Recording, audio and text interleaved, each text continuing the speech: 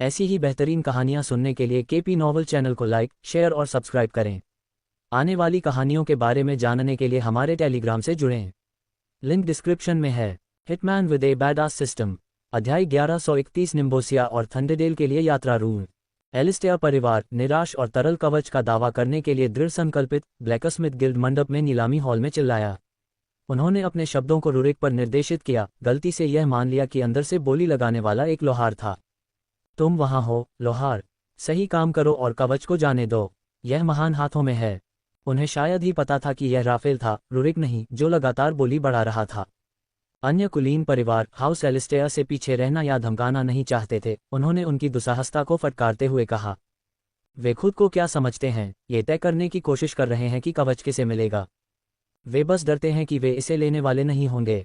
तनावपूर्ण आदान प्रदान के बीच रुरिक ने एक हंसमुख टिप्पणी के साथ जवाब दिया, हास्य के साथ तनाव को कम करने का प्रयास किया। ठीक है, अगर तुम कवच छोड़ने के बाद मुझे एक ड्रिंक पिलाने की पेशकश कर रहे हो तो शायद हम बात कर सकते हैं। उनकी हल्की फुल्की टिप्पणी ने भीड़ में से कुछ लोगों को हंसाया, जिससे हॉल में तनाव कुछ पल के लिए कम हुआ।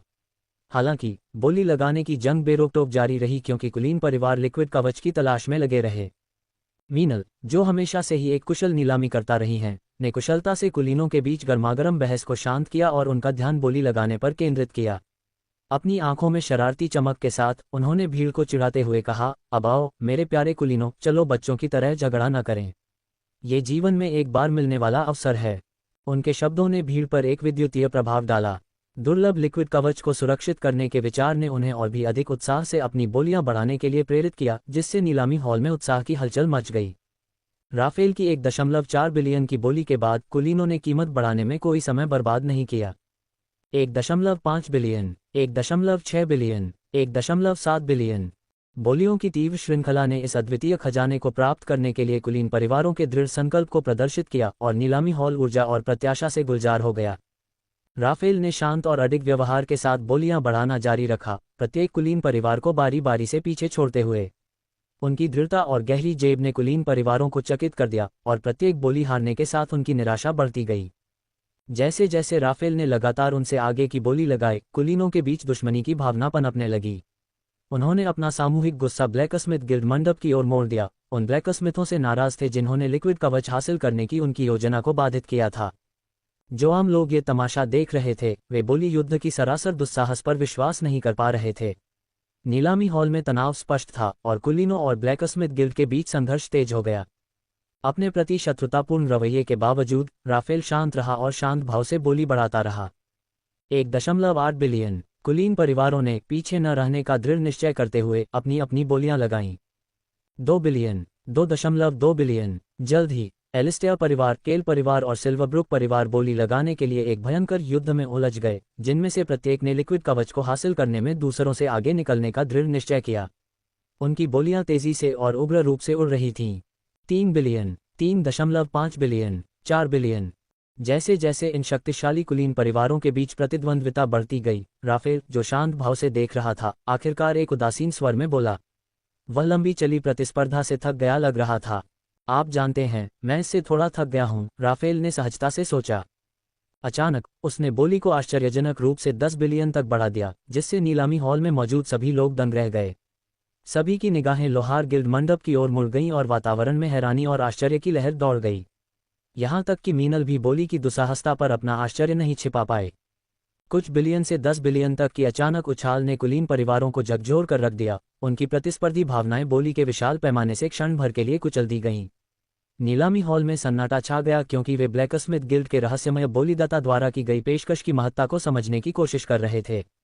अचानक केल परिवार के एक सदस्य ने बोलने का प्रयास किया, उसकी आवाज निराशा और अविश्वास से कांप रही थी। ब्लैकस्मिथ गिल्ड आप। लेकिन इससे पहले कि वह अपनी बात पूरी कर पाता, राफेल ने एक बार फिर हस्तक्षेप किया। उसका स्वर हमेशा की तरह उदासीन था और उसने बोली को और भी बढ़ा दिया। 15 बिलियन। नीलामी हॉल में आश्चर्य की एक सामूहिक सांस फूट पड़ी। बोली में अचानक वृद्धि ने सभी को, जिसमें भयंकर बोली युद्ध में शामिल कुलीन परिवार भी शामिल थे, पूरी तरह से स्तब्ध कर दिया। ब्लैकस्मिथ गिल्ड मंडप में बैठे माइकल और रुरिक ने हैरानी भरी नजरों का आदान प्रदान किया। वे राफेल की असीम संपत्ति और बोली को खगोलीय राशि तक बढ़ाने की उसकी सहज क्षमता से आश्चर्यचकित हुए बिना नहीं रह सके। आखिरी बोली सुनने के बाद मीनल ने आश्चर्य से भरी अपनी आवाज में कहा, 15 बिलियन एक बार में जा रहा है।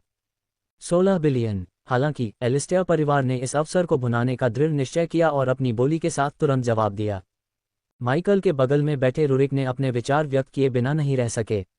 बेटा, वह कवच निस्संदेह उल्लेखनीय है, लेकिन ये 15 बिलियन के लायक नहीं है, उसने बड़बड़ाते हुए कहा। उसके स्वर में उसका अविश्वास स्पष्ट था। राफेल, जो चुपचाप कार्यवाही देख रहा था, लगभग इस तरह से हंसा जैसे कि उसे स्थिति मनोरंजक लगी हो। 20 बिलियन। एक जानबूझकर किए गए इशारे के साथ उसने एक बार फिर एलिस्टेयर परिवार को पीछे छोड़ दिया। नीलामी हॉल में गूंजने वाली सामूहिक हैरानी की सांसें स्पष्ट थीं।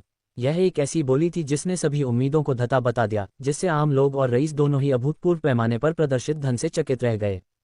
एलिस्टेयर और केल परिवारों के सदस्यों सहित रईसों ने राफेल की 20 अरब की दुस्साहसिक बोली सुनकर मुस्कुराहट और दबी हुई हंसी का आदान प्रदान किया। 20 अरब में कवच खरीदने के लिए शुभकामनाएं, एक रईस ने व्यंग्य किया। लगता है कि किसी के पास समझ से ज्यादा पैसा है, दूसरे ने कहा। एलिस्टेयर परिवार और केल परिवार ने बढ़ती बोली युद्ध को समाप्त करने का फैसला किया। उनका गौरव बरकरार रहा। हम बाहर हैं। उनमें से एक ने कहा, मैं ये सारा दिन कर सकता हूँ, इसलिए अपने सिक्के और चेहरे को बचाना बुद्धिमानी है। राफेल, उनके पीछे हटने से बेपरवाह, ने मनोरंजन के संकेत के साथ जवाब दिया। जब कुलीन परिवारों ने बोली लगाना बंद कर दिया तो नीलामी हॉल में कई लोग आश्चर्यचकित होने लगे कि यह घमंडी बोली लगाने वाला कौन है। वे आपस में फुसफुसाते हुए उस रहस्यमय व्यक्ति की पहचान का अनुमान लगाने की कोशिश कर रहे थे जिसने नीलामी बोली के लिए पिछले सभी रिकॉर्ड तोड़ दिए थे। ये रुरिक जैसा नहीं लगता, एक कुलीन ने टिप्पणी की। नहीं, ये निश्चित रूप से नहीं लगता, दूसरे ने सहमति जताई। मीनल 20 अरब की बोली से अभी भी सदमे की स्थिति में हास्य के स्पर्श के साथ घटनाओं के असाधारण मोड़ पर टिप्पणी करने से खुद को रोक नहीं पाए। ठीक है देवियों और सज्जनों, मुझे लगता है कि कोई भी उससे अधिक बोली नहीं लगाने वाला है, उसने एक व्यंग्यात्मक मुस्कान के साथ कहा। आगे कोई बोली नहीं आने पर मीनल ने नीलामीकर्ता की परंपरा को जारी रखा। उसने घोषणा करना शुरू किया, 20 अरब एक बार जा रहे हैं। जैसा कि उसने जारी रखा, 20 बिलियन 2 बार जा रहा है। नीलामीकर्ता का हथौड़ा बजने को तैयार था और हॉल में उत्सुकता साफ देखी जा सकती थी क्योंकि मीनल नीलामी के चरम पर पहुंच गई थी। ब्लैकस्मिथ गिल्ड के सज्जन को बेचा गया, उसने मुस्कुराते हुए निष्कर्ष निकाला। मीनल बोली लगाने वाले के बारे में अपनी जिज्ञासा व्यक्त करने से खुद को नहीं रोक पाए। मैं इस व्यक्ति से मिलने के लिए काफी उत्सुक हूं, उसने अपनी आवाज में एक चंचल लहजे में कहा। मुझे वास्तव में ये पसंद नहीं है कि वीआईपी मंडपों में रंगीन चश्मे होते हैं। यह मुझे हमारे रहस्यमयी उपकारकर्ता को देखने से रोकता है, उसने हंसते हुए कहा। आम लोगों में राफेल की सफल बोली पर मिली जुली प्रतिक्रियाएं थीं। कुछ लोगों ने उसे धनवान होने और अपनी मनचाही हर चीज पाने के लिए कोसा, जबकि अन्य ने इस दुनिया में सिक्कों की शक्ति पर टिप्पणी की। उसके पास सिक्के हैं, इसलिए उसे सुंदरियां मिलती हैं, एक आम आदमी ने बड़बड़ाते हुए कहा। अगर आपके पास सिक्के हैं तो ऐसा लगता है कि आप जो चाहें उसे पा सकते हैं, एक अन्य ने टिप्पणी की। सभी को उस तीव्र बोली युद्ध से बाहर आने में कुछ क्षण लगे जिसका उन्होंने अभी अभी अनुभव किया था। मीनल, जो अभी भी तीव्र बोली युद्ध के रोमांच पर सवार थी, टिप्पणी करने से खुद को रोक नहीं पाए। अच्छा, ये काफी रोमांचक बोली थी, है न?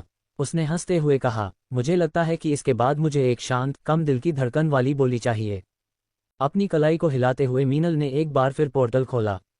इसके अंदर से एक छोटी सी चमकती हुई धातु की प्लेट निकली जो हथेली के आकार की थी। प्लेट की सतह पर एक जटिल रून उकेरा गया था जो एक सुखद नीली रोशनी उत्सर्जित कर रहा था। अब देवियों और सज्जनों, इस पर एक नजर डालें। आप यहाँ जो देख रहे हैं वह एक यात्रा रून है जिसका उपयोग विशेष रूप से दिव्य पोर्टल में किया जाता है। मीनल ने धातु की प्लेट पर चमकते रून की ओर इशारा किया। मुझे यकीन है कि आप में से कई लोग भगवान रेनार और भगवान क्रानार के बीच चल रहे युद्ध के बारे में जानते होंगे। यह एक ऐसा संघर्ष है जिसका प्रभावित क्षेत्रों में रहने वालों पर दुर्भाग्यपूर्ण प्रभाव पड़ता है। उसने अधिक गंभीर स्वर अपनाया।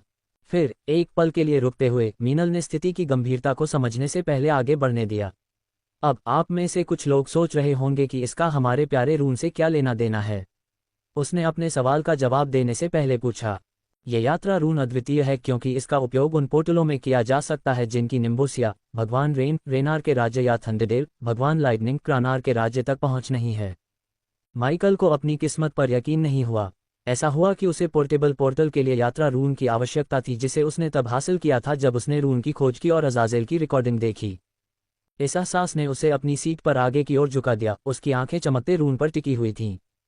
अगर हम उस यात्रा रून को अपने हाथों में ले पाते हैं तो हमें निम्बोसिया वापस जाने के लिए किसी दिव्य पोर्टल पर निर्भर रहने की जरूरत नहीं होगी। अयाग, जो हमेशा अवसरों को देखने में माहिर था, ने उसके कान में फुसफुसाया। माइकल ने सहमति में सिर हिलाया। इस तरह के रून को हासिल करना एक महत्वपूर्ण संपत्ति हो सकती है जो उन्हें लोगों के बीच अपनी यात्राओं में अधिक स्वतंत्रता प्रदान करती है। वह इस अवसर को अपने हाथों से जाने नहीं देना चाहता था। अचानक राफेल, जो शांति से कार्यवाही देख रहा था, एक अशुभ हंसी के साथ बोला। उसने अपनी नज़र माइकल की ओर घुमाई और धीमी आवाज में कहा, आपको गोल्डस्पायर से तेजी से बाहर निकलने के लिए उस ट्रैवल रून पर बोली लगानी चाहिए।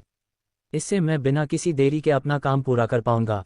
अध्याय 1132 दिमाग से उन्हें हराओ। निम्बोसिया वास्तव में सबसे खूबसूरत डोमेन में से एक है, इसकी अंतहीन बारिश और जीवंत शहर। कई लोग सुखदायक बारिश का अनुभव करने और इसके चमत्कारों का पता लगाने के लिए कुछ भी दे सकते हैं। और जब ये युद्ध आखिरकार खत्म हो जाएगा तो निम्बोसिया एक बार फिर एक आकर्षक गंतव्य बन जाएगा। उस समय हर कोई इसके पुनरुद्धार को देखने के लिए निम्बोसिया में वापस आएगा। मीनल की आवाज में पुरानी यादों का एक नोट था। जैसा कि उसने जारी रखा, हालांकि केल परिवार के एक कुलीन ने एक सवाल उठाया, हमें निम्बोसिया और थंडरडेल के लिए एक और यात्रा रून की आवश्यकता क्यों होगी जब रून मास्टर्स गिल्ड के सभी दिव्य पोर्टल पहले से ही उनके पास हैं। मीनल ने जवाब में ठहाका लगाया। हर कोई दिव्य पोर्टल तक नहीं पहुंच सकता, उसने कहा। उसकी आंखें आम लोगों की ओर मुड़ गईं। वह जानती थी कि अंडरवर्ल्ड और चोर गिल्ड की ट्रैवल रून्स में निहित रुचि थी, क्योंकि उनके पास रून मास्टर्स गिल्ड में दिव्य पोर्टल का उपयोग करके दायरे के बीच जाने की सुविधा नहीं थी। युद्ध समाप्त होने के बाद यदि आपको दिव्य पोर्टल पसंद नहीं है तो आप थंडरडेल और निम्बोसिया के बीच यात्रा कर सकते हैं। अपनी आंखों में शरारती चमक के साथ मीनल ने बोली शुरू करने से पहले थोड़ी देर तक भीड़ को चिढ़ाना जारी रखा। अब देवियों और सज्जनों, इन बेहतरीन ट्रैवल रूम्स के लिए मैं मात्र 2 लाख सोने के सिक्कों से बोली शुरू करूंगी। दिव्य पोर्टल की आवश्यकता के बिना डोमेन के बीच यात्रा करने की सुविधा के लिए चुकाई जाने वाली एक छोटी सी कीमत, उसने घोषणा की। उसकी आवाज़ उत्साह से भरी हुई थी क्योंकि वह बोलियों के आने का इंतजार कर रही थी। मीनल और रईस अच्छी तरह से जानते थे कि उनके कद के व्यक्तियों के लिए रूनमास्टर गिल्ड के भीतर दिव्य पोर्टल तक पहुंच डोमेन के बीच यात्रा करना एक मामूली बात थी। हालांकि वे ये भी समझते थे कि आपराधिक अंडरवर्ल्ड और चोरों के गिरोह के लिए स्थिति बहुत अलग थी। क्षेत्रों के गंदे अंडरबेली में अंतर डोमेन यात्रा के कच्चे तरीके आम थे और वे कुशल रनमास्टर्स द्वारा तैयार किए गए कुशल, सुरक्षित और विश्वसनीय दिव्य पोर्टलों की तुलना में फीके थे। इन यात्रा रूनों के संभावित खरीदार कुलीन वर्ग में से नहीं थे, बल्कि छाया में छिपे हुए थे, जो अपनी अवैध गतिविधियों के लिए इस तरह के मूल्यवान उपकरण को खरीदने के मौके का बेसब्री से इंतजार कर रहे थे। 300,000 कॉमन एरिया से एक आवाज आई जो मीनल की उम्मीदों की पुष्टि करती है।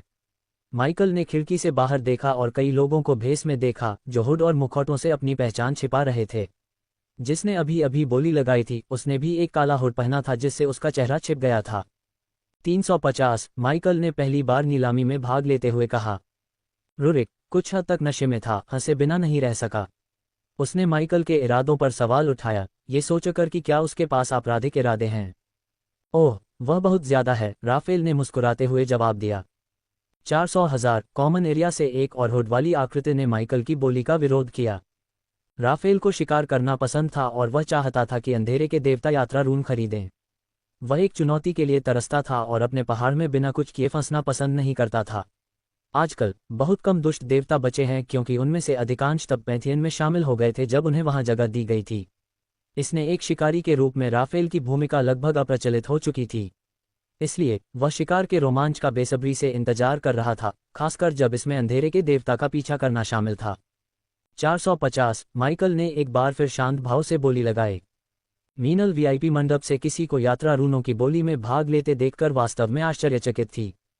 कॉमन एरिया में हुड वाली आकृतियां अपनी बोलियां बढ़ाती रहीं और माइकल ने शांति से हर एक का मुकाबला किया। 500,000 हुड वाली आकृतियों में से एक ने पुकारा। 550, माइकल ने बिना किसी तत्परता के उत्तर दिया। 600,000 एक अन्य आकृति ने बोली लगाई। 650, माइकल ने आत्मविश्वास से जवाब दिया। बोली युद्ध जारी रहा। हुड वाली आकृतियां एक दूसरे को पछाड़ने की कोशिश कर रही थीं, लेकिन माइकल शांत रहा और यात्रा रूनों को सुरक्षित करने के लिए दृढ़ संकल्पित रहा। हर बार जब उन्होंने बोली बढ़ाई तो उसने उच्चतर प्रस्ताव के साथ जवाब दिया। 700,000 एक बोली लगाने वाले ने घोषणा की। 750, माइकल ने दृढ़ता से कहा। नीलामी हॉल में माहौल तनावपूर्ण होता गया क्योंकि बोलियां बढ़ती गईं, लेकिन माइकल अडिग था और उनके प्रस्तावों का मुकाबला करने के लिए तैयार था। जैसे जैसे माइकल ने 50,000 सोने के सिक्कों की बोली बढ़ानी जारी रखी, हॉल में मौजूद आम लोगों और रईसों ने इस तमाशे का आनंद लेना शुरू कर दिया। वे मनोरंजन के साथ देख रहे थे क्योंकि हुड वाले लोगों और माइकल के बीच बोली युद्ध शुरू हो गया था। कुछ रईसों ने टिप्पणी करने से खुद को नहीं रोका, उनकी आवाज़ में मनोरंजन और थोड़ी सी जलन का मिश्रण था। लोहार गिल्ड मंडप में ये कौन है? एक रईस ने फुसफुसाया। वह एक रईस की तरह व्यवहार कर रहा है, लेकिन वह हमें शर्मिंदा कर रहा है। क्या वह नहीं जानता कि कब ऐसी बोली लगानी है जिसे दूसरे लोग न दे सकें? दूसरों ने सहमति में सिर हिलाया, उनका ध्यान चल रही बोलियों और लोहार गिल्ड मंडप से रहस्यमय बोली लगाने वाले के बारे में उनकी बड़बड़ाहट भरी चर्चाओं के बीच बटा हुआ था। बेटा, तुम उन रूनों के लिए बोली क्यों लगा रहे हो?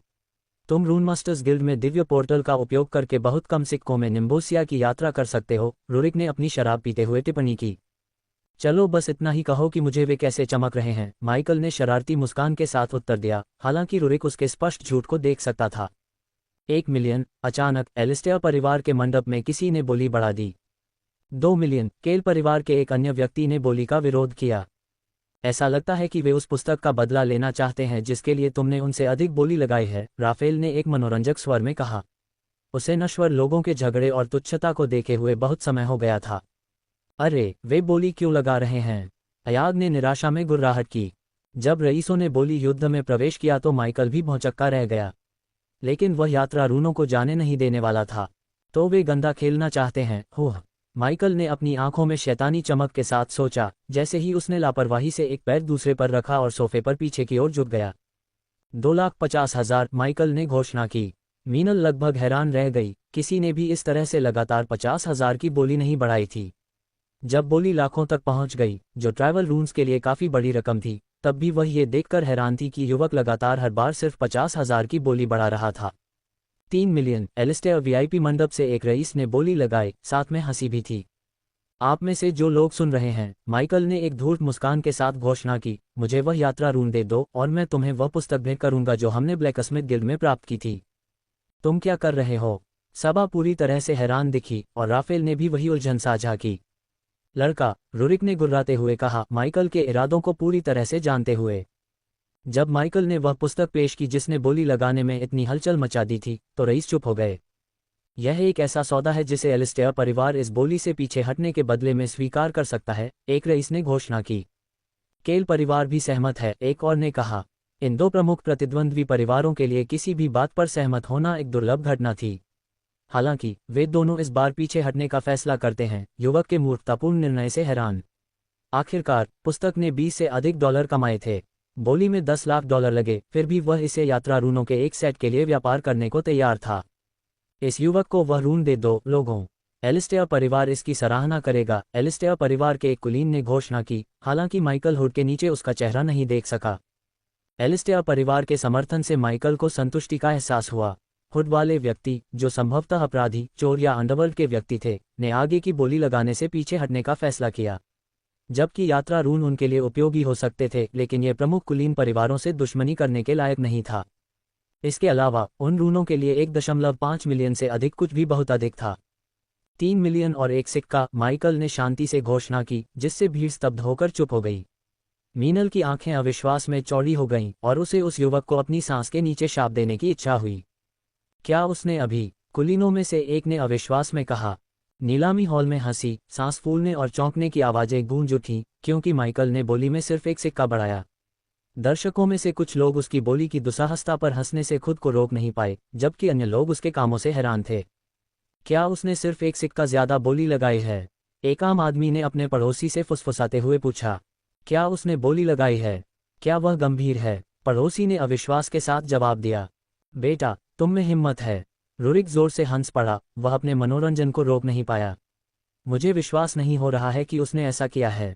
सबा ने धीरे से हंसते हुए अविश्वास में अपना सिर हिलाया। यहाँ तक कि राफेल ने भी एक दुर्लभ मुस्कान बिखेरी, जो स्पष्ट रूप से माइकल की दुस्साहसता से खुश थी। दूसरी ओर मीनल निराशा और मनोरंजन के बीच फंसी हुई थी। वह अपना सिर हिलाने से खुद को रोक नहीं पाए, उसके होंठ एक हताश मुस्कान में बदल गए।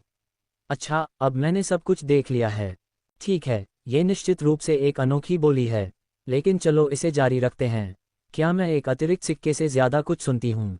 मीनल घबराकर हंसने से खुद को नहीं रोक पाए। कमरे में हंसी, बकबक और कुछ निराश करने वाली बड़बड़ाहट का मिश्रण फूट पड़ा। माइकल अन्यथा तनावपूर्ण बोली, युद्ध में हल्कापन लाने में कामयाब रहा था, जिससे हर कोई सोच रहा था कि वह आगे क्या करेगा। 3 मिलियन और एक सिक्का एक बार। मारिया की आवाज़ में मनोरंजन का भाव था क्योंकि वह मंत्रोच्चार जारी रखती थी। 3 मिलियन और एक सिक्का 2 बार। वह इस वाक्यांश को दोहराते हुए मुस्कुराने से खुद को नहीं रोक पाए। घटनाओं के इस हास्यपूर्ण मोड़ की सराहना करते हुए भीड़ में हंसी फूट पड़ी। यह एक ऐसी नीलामी थी जिसे वे हमेशा याद रखेंगे। बेचा। अंत में मारिया ने घोषणा की और नीलामी का हथौड़ा नीचे आ गया। माइकल की अपरंपरागत बोली रणनीति की बदौलत यात्रा रूनों को अपना नया मालिक मिल गया था। तो आप पुस्तक का आदान प्रदान कहाँ करना चाहते हैं? एलिस्टेयर परिवार के एक रईस ने रंगीन शीशे से पूछा। माइकल के अप्रत्याशित प्रस्ताव से उसकी जिज्ञासा बढ़ गई। स्थिति पर विचार करते हुए माइकल के चेहरे पर शैतानी मुस्कान आ गई। वीआईपी मंडप के अंदर मीनल ने नीलामी रोक दी। अब उसकी रुचि बाहर हो रही घटनाओं पर केंद्रित थी। मैं दूसरों के बजाय एलिस्टेयर परिवार को क्यों चुनूं? माइकल ने एक मनोरंजक लहजे में उत्तर दिया। क्या इससे अन्य रईस परिवार नाराज नहीं होंगे? यह उनके लिए उचित नहीं होगा, है न? जब माइकल के शब्द हवा में लटके, वीआईपी मंडपों के अंदर विभिन्न परिवारों के कुलीन आपस में झगड़ने लगे। एलिस्टेयर और केल परिवारों ने खुद को इस बात पर गर्मागर्म बहस में पाया कि माइकल द्वारा यात्रा रूनों के बदले में दी जा रही पुस्तक का हकदार कौन है। यह उचित ही है कि हमें पुस्तक मिलनी चाहिए, एलिस्टेयर परिवार के एक सदस्य ने घोषणा की। उनका स्वर आक्रोश से भरा हुआ था। केल परिवार ने तुरंत जवाब दिया, उनकी आवाज़ व्यंग्य से भरी हुई थी। ओह, जाहिर है आपको लगता है कि आप हर चीज़ के हकदार हैं, है न? अन्य कुलीन परिवार भी इसमें शामिल हो गए। प्रत्येक ने पुस्तक पर अपने स्वयं के दावे की वकालत की। ये जल्दी ही एक अराजक बहस बन गई, जिसमें आरोप और तर्क एक दूसरे पर उछल रहे थे। इस बीच माइकल एक धूर्त मुस्कान के साथ वापस बैठ गया।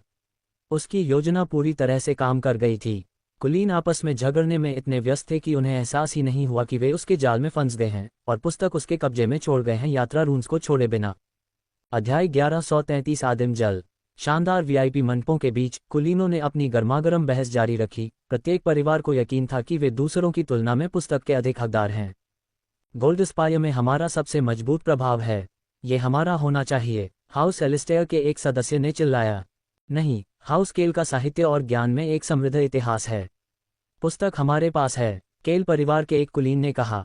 हम पीढ़ियों से कला के समर्थक रहे हैं, हमारा परिवार इसका असली मालिक होना चाहिए, हाउस सिल्वरब्रुक ने कहा। स्वामित्व के लिए होड़ करते समय आवाज़ों का कोलाहल और भी तेज और तीव्र होता गया। अहंकार के आरोप और श्रेष्ठता के दावों ने हवा भर दी। मीनल ने एक मनोरंजक मुस्कान के साथ तमाशा देखा। अनजाने में उसने जो अराजकता पैदा की थी उसका आनंद लिया। जब कुलीनों ने बहस की तो माइकल अपनी सीट पर पीछे झुक गया, चुपचाप अपना पे पीता रहा। उनकी अंदरूनी लड़ाई से पूरी तरह से मनोरंजन कर रहा था।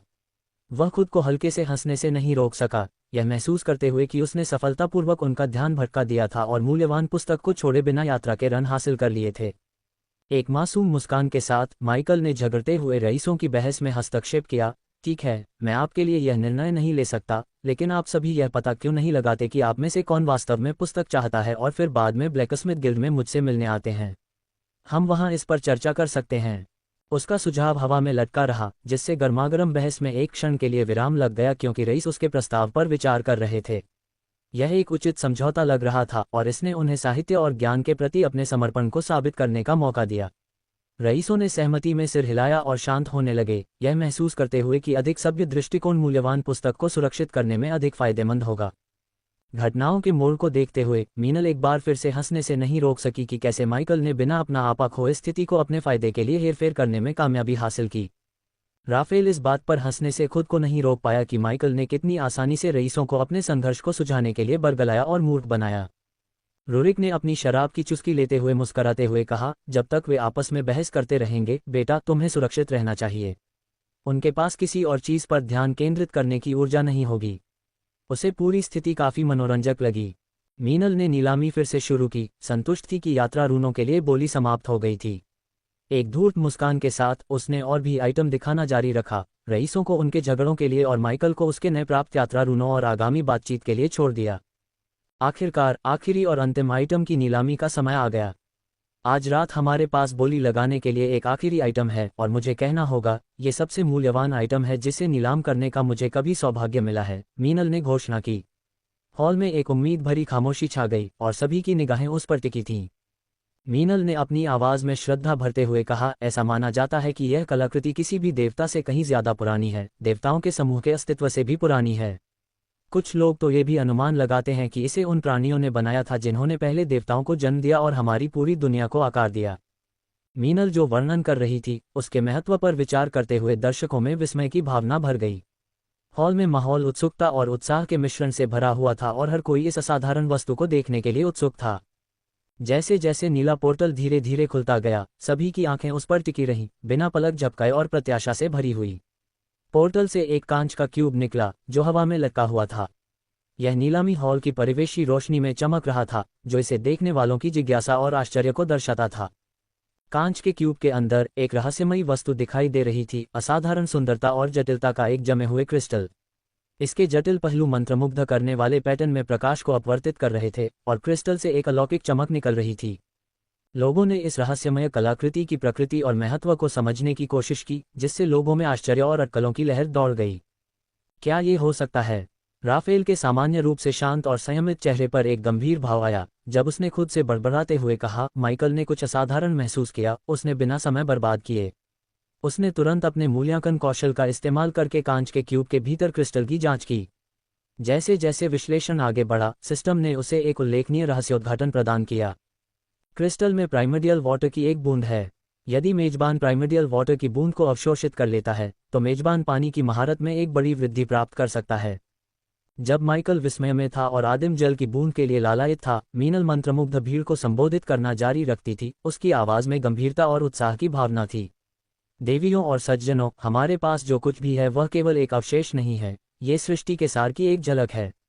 इस क्रिस्टल में एक बूंद है जिसे कई लोग आदिम जल मानते हैं। उसने आगे बताया, प्राचीन कथाओं में ये व्यापक रूप से स्वीकार किया जाता है कि प्रत्येक तत्व की एक आदिम अवस्था होती है, ब्रह्मांड में मौजूद उस तत्व का सबसे पहला रूप। सहस्राब्दियों से यह माना जाता था कि केवल आदिम लपटें ही मौजूद थीं, लेकिन ये क्रिस्टल इसके विपरीत साबित करता है। इसमें आदिम जल की एक बूंद है जो इस बात की पुष्टि करती है कि पानी सहित सभी तत्वों की अपनी आदिम उत्पत्ति है। उसके शब्दों से दर्शक मंत्रमुग्ध हो गए, इस रहस्योद्घाटन के महत्व को आत्मसात कर लिया। ये धारणा कि वे इतनी प्राचीन और गहन चीज देख रहे थे उन्हें विस्मय और आश्चर्य में डाल दिया। मीनल की आवाज पूरे हॉल में गूंज उठी, क्योंकि उसने और भी ज्यादा चौंकाने वाली जानकारी का खुलासा किया।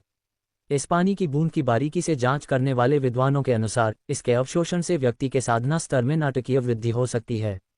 वास्तव में एक संभावना ये भी है कि एक साधक आरंभिक क्षेत्र से सीधे आत्मा प्रज्वलन क्षेत्र तक छलांग लगा सकता है, प्रभावी रूप से साधना के पहले चरण से छठे चरण तक छलांग लगा सकता है। इस रहस्योद्घाटन की महत्ता को समझने की कोशिश करते हुए भीड़ में विस्मय की लहर दौड़ गई। अपनी क्षमताओं में इतनी गहन उन्नति की संभावना ने उन्हें उत्साह और अविश्वास दोनों की स्थिति में डाल दिया। मीनल ने आगे कहा, इसके अलावा एलिमेंटल अट्यूनमेंट स्तर पर जो लोग पानी को अपना प्राथमिक तत्व चुनते हैं, उनके लिए इस आदिम जल की बूंद को अवशोषित करने से उनके द्वारा वर्तमान में ज्ञात सभी जल आधारित मंत्रों और भविष्य में सीखे जाने वाले मंत्रों की शक्ति में उल्लेखनीय वृद्धि होगी। उत्साह और विस्मय की फुसफुसाहटें हॉल में भर गईं जब उपस्थित लोग इस क्रिस्टल में उनकी साधना और क्षमताओं के लिए मौजूद अपार संभावनाओं पर विचार कर रहे थे। मुझे इस बारे में पैंथियन को सूचित करना चाहिए। राफेल अभी भी आदिम जल के संभावित निहितार्थों के बारे में अपने विचारों में लीन था। उसने खुद से कहा, क्या तुम इसे खरीदने की कोशिश कर रहे हो? माइकल उसके करीब झुका और फुसफुसाया, मैं नहीं खरीद सकता। राफेल की प्रतिक्रिया ठंडी और तथ्यात्मक थी।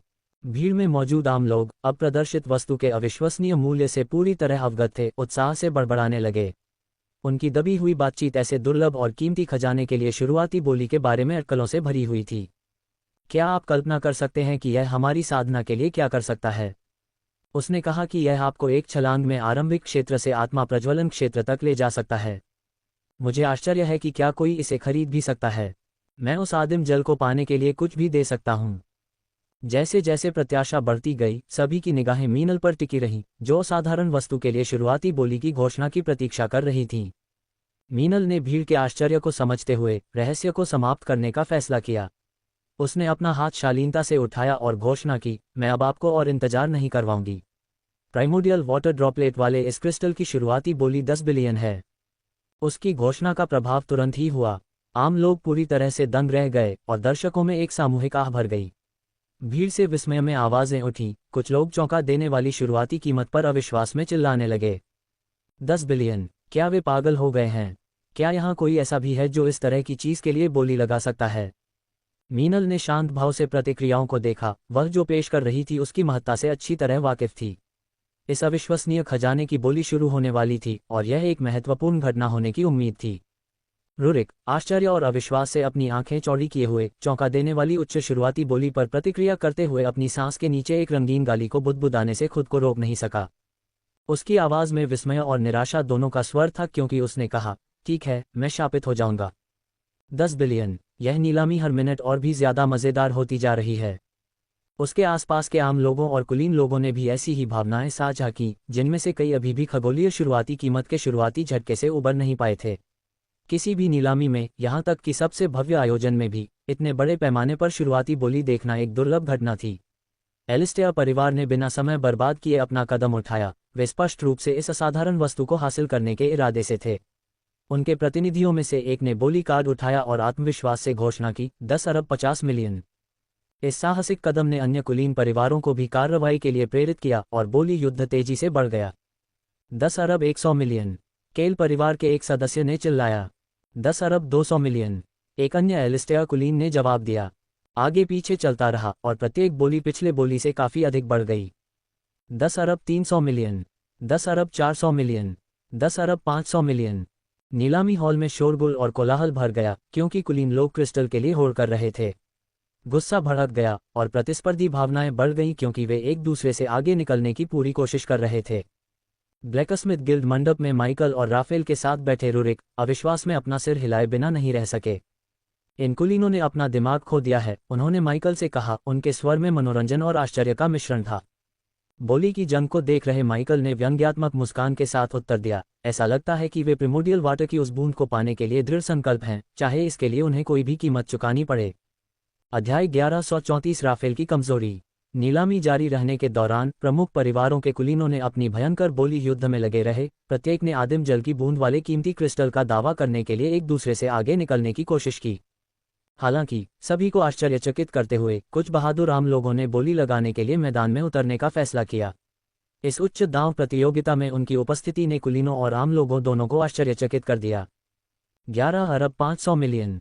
साहसी आम लोगों में से एक ने चिल्लाया, जिससे भीड़ में फुसफुसाहट और हौंफने की आवाजें उठीं। क्या वे पागल हो गए हैं? एक कुलीन ने अपने साथी से बड़बड़ाया। नीलामी हॉल न केवल प्रतिद्वंद्वी कुलीन परिवारों के बीच बल्कि सामाजिक वर्गों के बीच भी युद्ध का मैदान बन गया था। बोली में आम लोगों की अचानक भागीदारी रुरिक और अन्य कुलीनों को अच्छी नहीं लगी।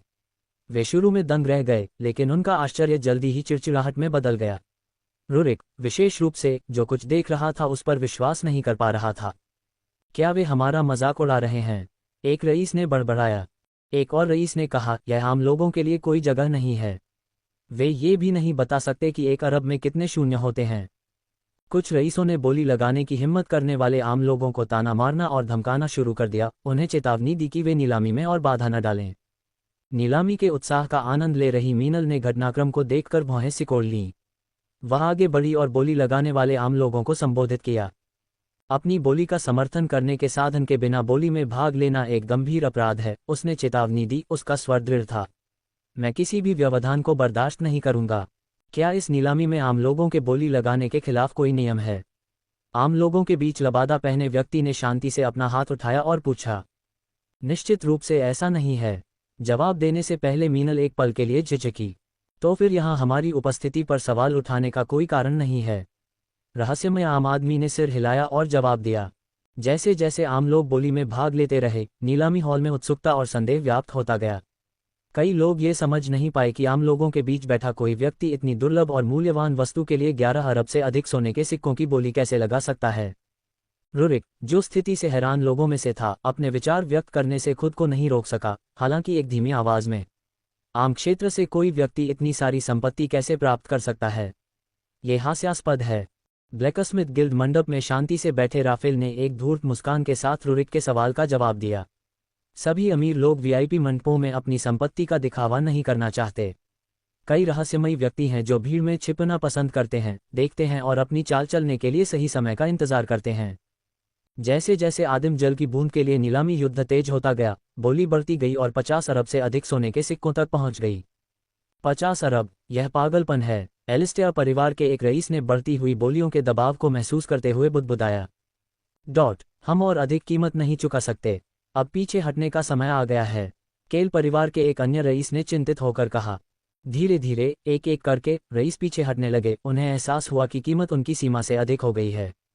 हॉल में तनाव स्पष्ट था क्योंकि बोली अपने चरम पर पहुंच रही थी। हालांकि जब ऐसा लग रहा था कि नीलामी समाप्त होने वाली है, तो रहस्यमयी आम आदमी ने शांति से अपना हाथ उठाया और अधिक दृढ़ संकल्प के साथ बोली का मुकाबला किया। शांत स्वर में आम आदमी ने कहा, 51 अरब। घटनाओं के अप्रत्याशित मोड़ से भीड़ चुप हो गई।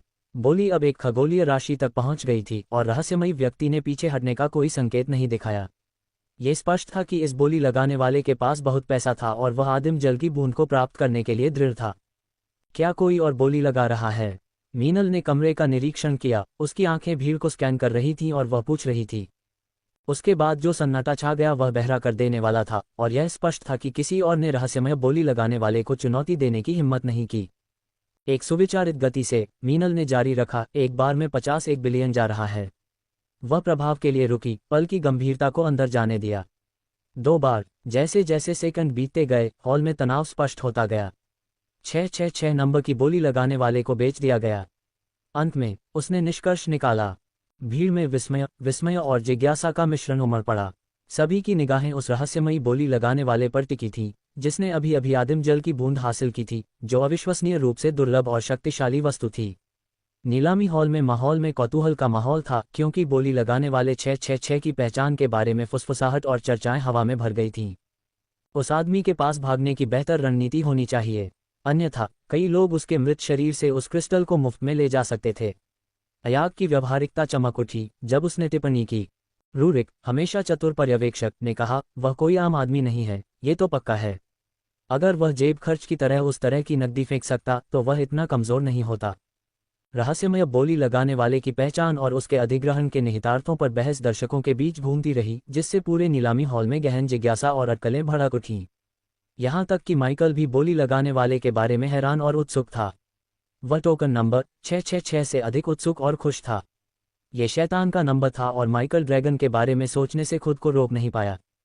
हालांकि नरक का शासक आदिम जल की बूंद के साथ क्या योजना बना रहा होगा।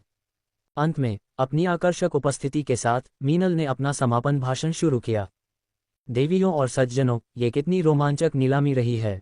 मैं यह व्यक्त नहीं कर सकती कि मैंने आप सभी के साथ इस रोमांचक अनुभव का कितना आनंद लिया है।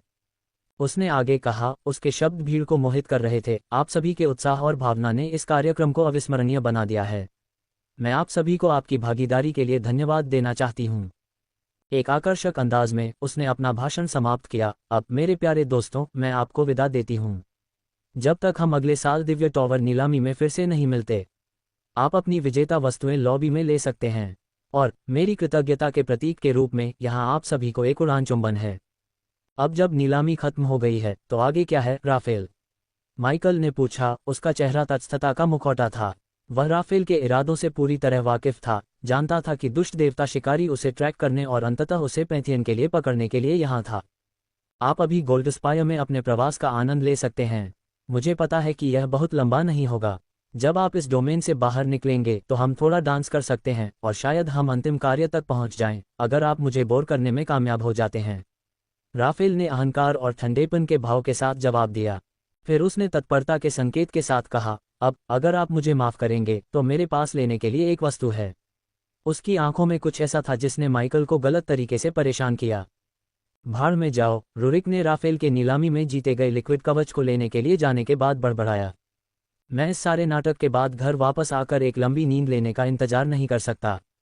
और तुम लड़के, बेहतर होगा कि प्रार्थना करो कि रईस अपने होश में न आए और उस लानत भरी किताब के लिए हमारे दरवाजे पर दस्तक न दें। मुझे नहीं लगता कि वे अकेले हैं जो हमारे दरवाजे पर दस्तक देंगे, माइकल ने एक व्यंग्यात्मक मुस्कान के साथ कहा। इसके बाद माइकल ने प्रस्थान करने वाले रईसों की धारा का अनुसरण किया। उसकी जिज्ञासा बढ़ गई और जल्द ही उसने राफेल को दूरी पर देखा। उसके आश्चर्य और मनोरंजन के लिए राफेल मीनल के साथ बातचीत में व्यस्त था। दोनों एक दूसरे से फ्लर्टिंग बातचीत कर रहे थे, जिसमें मीनल पहल कर रही थी। क्या मैं आपका नाम जान सकता हूँ, युवा स्वामी, और आप किस प्रतिष्ठित परिवार से हैं? उसके शब्दों में फ्लर्टिंग आकर्षण था। राफेल, आपकी सेवा में, लेकिन मेरे परिवार के लिए। ठीक है, चलो इसे एक सुखद रहस्य ही रहने दें। राफेल ने अपने रहस्यमय व्यवहार को बनाए रखते हुए फ्लर्टिंग के संकेत के साथ जवाब दिया। मीनल ने मधुर स्वर में हंसते हुए कहा, उसकी आंखें शरारत से चमक रही थीं। उसने अपनी जेब से एक छोटी अलंकृत सुनहरी अंगूठी निकाली और उसे राफेल को एक धूर्त मुस्कान के साथ थमा दिया। मुझे उस भाग्यशाली व्यक्ति के लिए लिक्विड कवच लाने का सौभाग्य मिला है जिसने इसे व्यक्तिगत रूप से खरीदा है, लेकिन मुझे स्वीकार करना चाहिए, मैंने कभी नहीं सोचा था कि तुम जैसे सुंदर युवा राजा से मुलाकात होगी। मीनल ने अपना चुलबुला व्यवहार बनाए रखा, उसकी आवाज़ में रहस्य की झलक थी जब उसने चिढ़ाते हुए कहा, तुम्हें पता है, मैं वास्तव में ये देखना चाहूंगी कि क्या वह लिक्विड कवच तुम्हारे जैसे सुंदर और रहस्यमय व्यक्ति के लिए सही है। शायद बाद में हम मिलकर पता लगा सकें। मैं तुम्हें दिखाने के लिए तैयार हूं कि मैं उस कवच के साथ क्या कर सकती हूं। राफेल ने उसकी चुलबुली हरकतों का जवाब अपने अंदाज में दिया, उसके होठों पर एक मुस्कुराहट नाच रही थी। उनका चंचल आदान प्रदान जारी रहा, प्रत्येक शब्द मोहक स्वरों के साथ छेड़खानी कर रहा था। मीनल ने फिर एक छोटा सा कागज निकाला, उस पर कुछ लिखा। फिर एक कामुक मुस्कान के साथ उसने अपने होठों को कागज पर दबाया, जिससे लाल लिपस्टिक का निशान पड़ गया। जैसे ही उसने राफेल को कागज दिया, वह उसके कान के पास झुक गई, उसकी सांसें उसके कान के पास गर्म हो रही थीं। मुझे इंतजार मत करवाओ, उसने फुसफुसाते हुए कहा, उसकी आवाज़ एक लुभावना निमंत्रण थी। ऐसा कहकर वह चली गई, राफेल को दिलचस्प नोट और इच्छा की एक स्थायी भावना के साथ छोड़कर।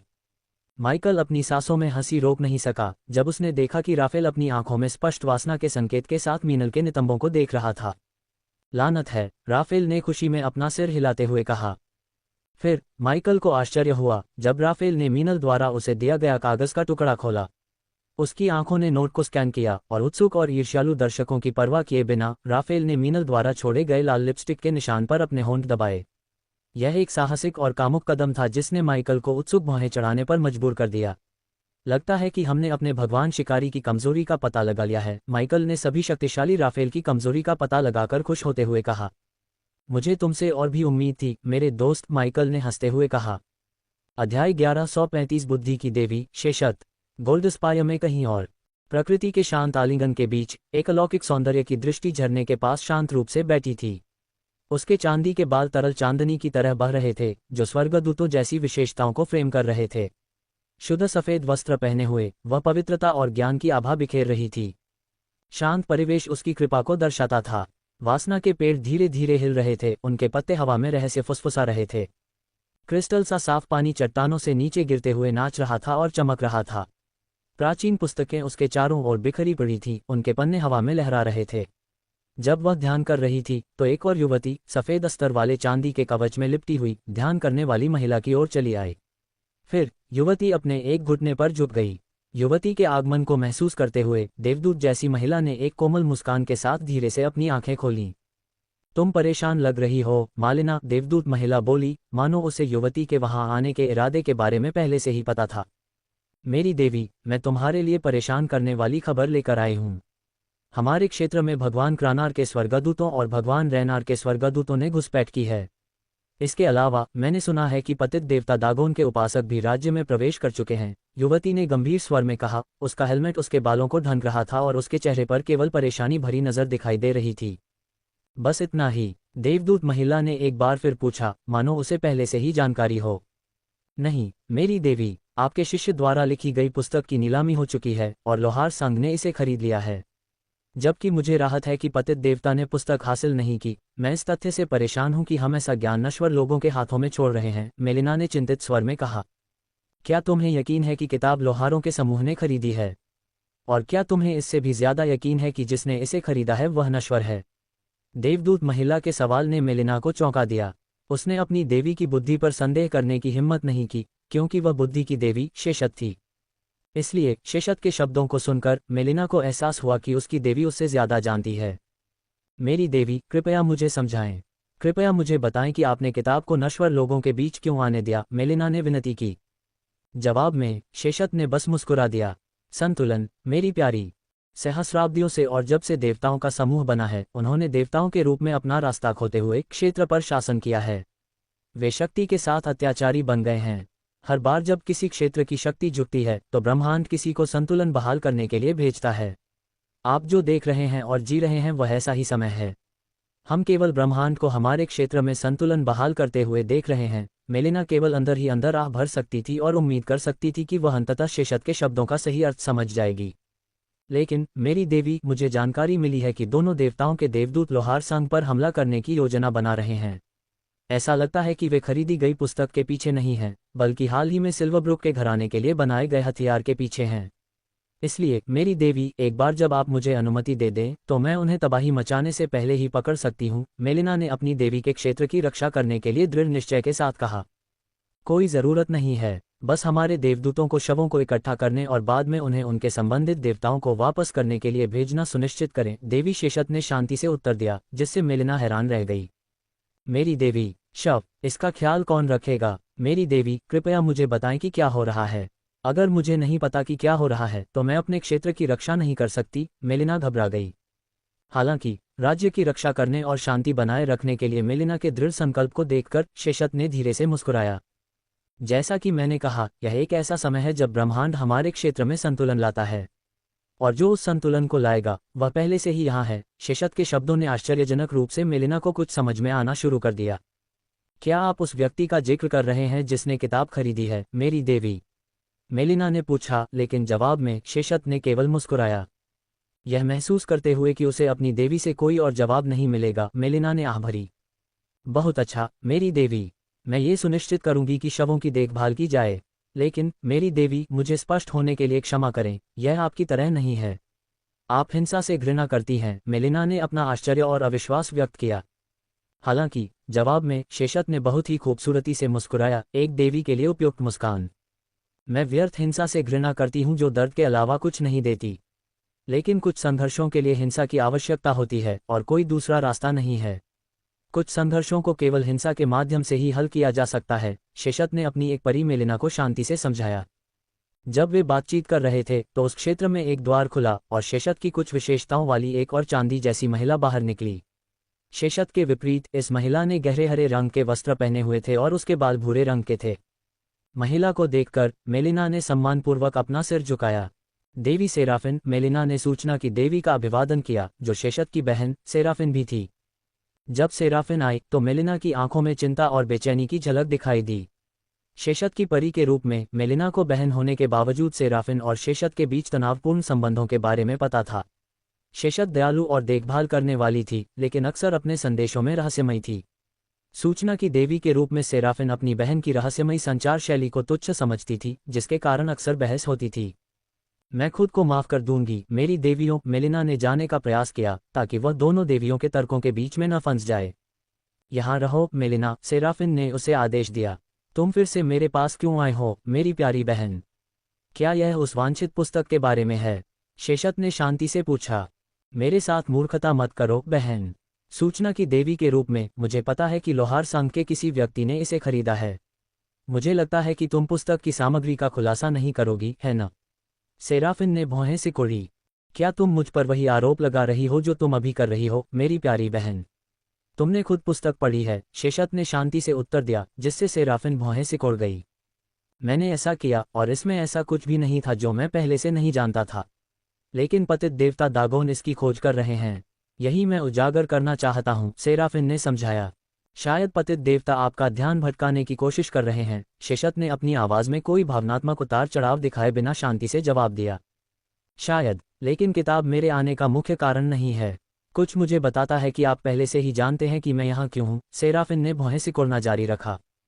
कृपया बहन, मुझे समझाएं, आप क्यों आए हैं? शेषत ने अपने दिल में कोई मनोरंजन प्रकट किए बिना पूछा। अंधकार के देवता, मेरी बहन, वह यहाँ है, सेराफिन ने ठंडे स्वर में कहा। देवताओं से यह जानने के बाद कि अंधेरे के देवता ने किसी तरह देवताओं के दायरे में प्रवेश किया है, सेराफिन को एहसास हुआ कि नश्वर क्षेत्र में उसके सभी कार्य नश्वर लोगों को यह विश्वास दिलाने की एक विस्तृत योजना का हिस्सा थे कि डार्क लॉर्ड का नाश हो गया है। वास्तव में उसने देवताओं के दायरे में अपना रास्ता खोज लिया था। जब एंडोहर सही होता था तो वह घृणा करती थी, विशेष रूप से उसके कट्टर दुश्मन अंधेरे के देवता की मृत्यु के बारे में उसके संदेह। अंधेरे का देवता, मेलिना ने भौहें सिकोड़ी। उसने एक ऐसे देवता के बारे में अफवाहें और कहानियां सुनी थीं जो नश्वर क्षेत्र में पैदा हुआ था और अराजकता फैलाने के लिए देवताओं के दायरे में चढ़ गया था। हालांकि इस विशेष देवता के बारे में रिकॉर्ड रहस्य में डूबे हुए थे, केवल देवताओं के क्षेत्र में सर्वोच्च रैंकिंग वाले देवताओं के पास उसके बारे में जानकारी थी। एंडोहर अपने दिमाग को क्षेत्रों के बीच में फंसाकर खो रहा है। सेशात, तुम्हें पता है कि जब वह सही होता है तो मुझे इससे नफरत होती है। हमें अंधेरे के इस देवता से निपटने का एक तरीका खोजने की जरूरत है। एंडोहर ने जो कुछ भी भविष्यवाणी की थी वह सब सच हो गया है। अब वह कह रहा है कि अंधेरे का देवता पैंथियन को गिराने के लिए पतित देवता के साथ गठबंधन करेगा। सेराफिन ने अपनी चिंता व्यक्त की। तो तुम्हें हस्तक्षेप करना चाहिए, शेशत ने जवाब दिया, लेकिन मेलिना ने अपनी देवी की आंखों में चंचलता का स्पर्श देखा। बहुत मनोरंजक बहन, बुद्धि की देवी के लिए ऐसा व्यंग्य उचित है। सेराफिन ने अपनी आंखें घुमाई। तुम्हें थोड़ा शांत हो जाना चाहिए मेरी प्यारी बहन। ब्रह्मांड में संतुलन बहाल करने के अपने तरीके हैं। हमें इसके मामलों में हस्तक्षेप नहीं करना चाहिए, शेशत ने सलाह दी। हम देवता हैं शेशत, हम अपना संतुलन बनाए रखते हैं और डैगन हमारे द्वारा बनाए गए हर चीज को नष्ट करने का प्रयास कर रहा है। आखिरी चीज जो हमें चाहिए वह है अंधेरे का देवता, विसंगति, पतित देवता के साथ मिलकर काम करना। सेराफिन का स्वर और अधिक गंभीर हो गया क्योंकि वह अपनी देवी की प्रतिक्रिया की प्रतीक्षा कर रही थी। मेलिना ने अपनी देवी को ध्यान से देखा, उसके निर्णय का अनुमान लगाते हुए। मैं इस मामले में हस्तक्षेप नहीं करूंगा सेराफिन। यदि ब्रह्मांड ये तय करता है कि पैंथियन को पतित भगवान और अंधेरे के भगवान का सामना करना होगा तो मैं कौन होता हूं आपत्ति करने वाला। सेशात ने उत्तर दिया। सेराफिन की आंखों में निराशा का एक संकेत था। अपनी बात सुनो बहन, तुम किस तरह की भगवान हो? मैं हर दिन आशा करता हूं कि तुम अपने तरीके बदलोगी, लेकिन ऐसा लगता है कि तुम आशा से परे हो। सेराफिन ने अपना असंतोष व्यक्त किया। तुम और पैंथियन ने अपना रास्ता खो दिया है सेराफिन के आरोपों के बावजूद सेशात ने शांति से उत्तर दिया। अपनी बहन के प्रति सेराफिन के दिल में निराशा स्पष्ट थी। मैं यहाँ तुम्हारे रहस्यमय शब्द सुनने नहीं आया हूँ सेशात। मुझे पता है कि अंधेरे का देवता, जो जॉन नाम से जाना जाता है, गोल्डस्पायर में है। मुझे चाहिए कि तुम उसे तब तक अक्षम कर दो जब तक वह अभी भी कमजोर है और तुम्हारे राज्य में है। सेराफिन ने सख्ती से मांग की, लेकिन सेशात ने अपना सिर हिला दिया।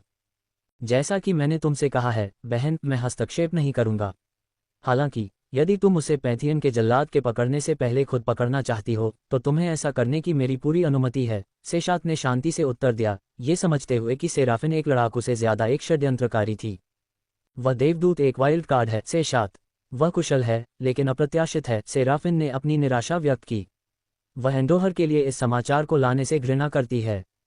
तो तुम्हारे लिए सबसे अच्छा उपाय यह है कि तुम अपनी दूरी बनाए रखो और अपने जासूसों को काम पर रखो, जैसा कि तुम हमेशा करती हो मेरी प्यारी बहन। सेशात ने शांति से सलाह दी। तुम मुझे निराश करना कभी नहीं छोड़ती बहन, सेराफिन ने कहा। उसकी निराशा और गुस्सा स्पष्ट था। ऐसा कहते हुए वह मेलिना का सामना करने के लिए मुड़ी। तुम जल्द ही देखोगे कि वह क्या करने में सक्षम है। जल्द ही ढेर होने वाले शवों से निपटने के लिए शुभकामनाएं, सेराफिन ने गंभीर रूप से चेतावनी दी।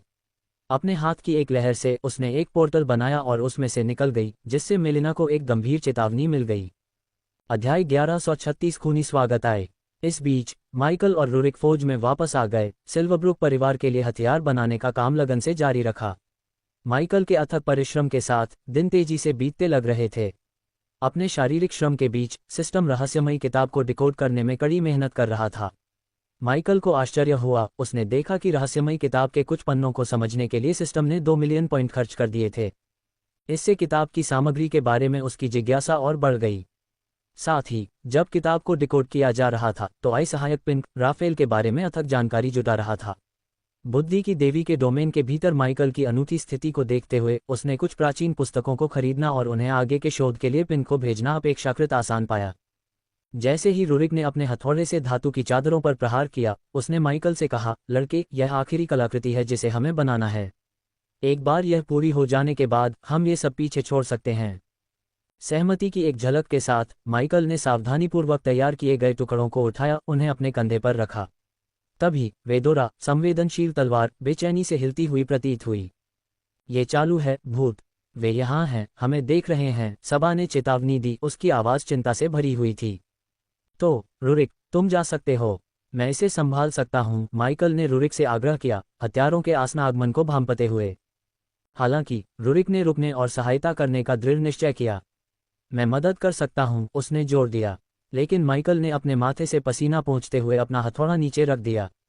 मेरे दोस्त, तुम्हारे लिए चले जाना बेहतर है। हो सकता है कि तुम्हें वह पसंद न आए जो तुम देखने वाले हो, माइकल ने बॉने की वफादारी की परीक्षा लेते हुए चेतावनी दी। क्या तुम नशे में हो, बेटा? तुम किस बारे में बात कर रहे हो? रूरिक ने हंसते हुए कहा। शुरू में लगा कि माइकल देवताओं के प्रति उसके डर का मजाक उड़ा रहा है, लेकिन जब उसने माइकल के हाव भाव में गंभीरता देखी तो रूरिक की मुस्कान फीकी पड़ गई। क्या तुम गंभीर हो? उसने पूछा। उसका मुंह खुला हुआ था। बहुत, मेरे बौने दोस्त, माइकल ने धीरे से जवाब दिया।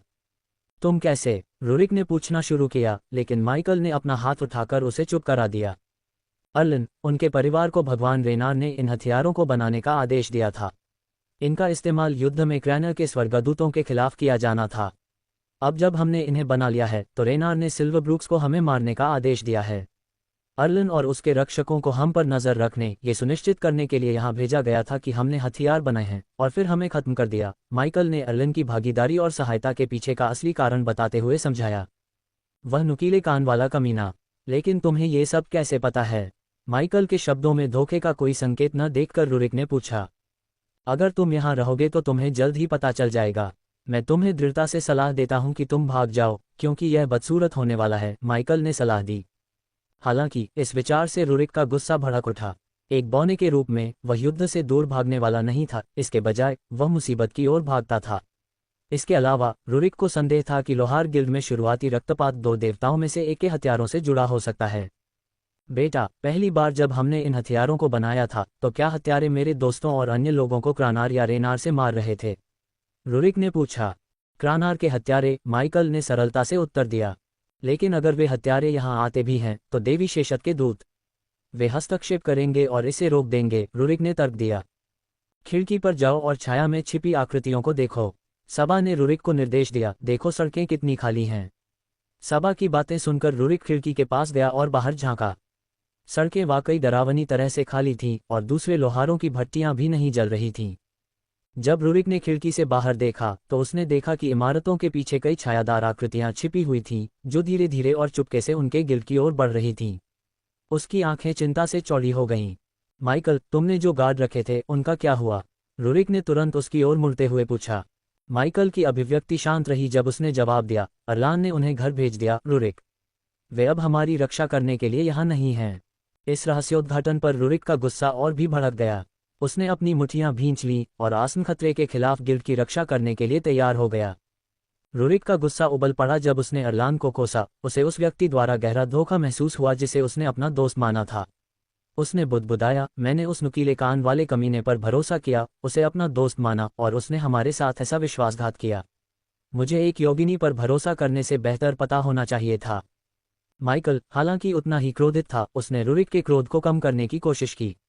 ये पूरी तरह से अर्लिन की गलती नहीं है, उसने समझाया। वह अपने घर के स्वामी और वर्षा के देवता रेनार के आदेशों का पालन कर रहा था। वे ही हैं जिन्होंने इस विश्वासघाती योजना को गति दी। रूरिक की मुठियां और भी कस गईं, उसका गुस्सा अब देवताओं पर ही केंद्रित था। देवता हो या न हो, उन्हें हमें हराना आसान नहीं लगेगा, उसने गुर्राते हुए कहा। अपने संघ की रक्षा करने का उसका दृढ़ संकल्प अटल था। उसकी आवाज़ क्रोध से कांप उठी और उसने आगे कहा, अगर कोई देवता मेरे पास आए और मुझे मेरे दोस्तों को मारने का आदेश दे तो मैं उन्हें भगा दूंगा, चाहे वह देवता हो या न हो। उसने एक गहरी सांस ली, उसका गुस्सा एक कटु त्याग में बदल गया। ये तथाकथित देवता, वे शक्ति वाले हथियारों से बेहतर नहीं हैं, उसने बुदबुदाया। उसके शब्दों में दैवीय अधिकार के प्रति उसका तिरस्कार स्पष्ट था। क्या आपके पास कम से कम कोई योजना है? रूरिक अपनी आंखों में निराशा के भाव के साथ माइकल के पास गया और पूछा। माइकल के जवाब देने से पहले रूरिक की जिज्ञासा ने उस पर काबू पा लिया। उसने झुककर पूछा, तुम वास्तव में कौन हो?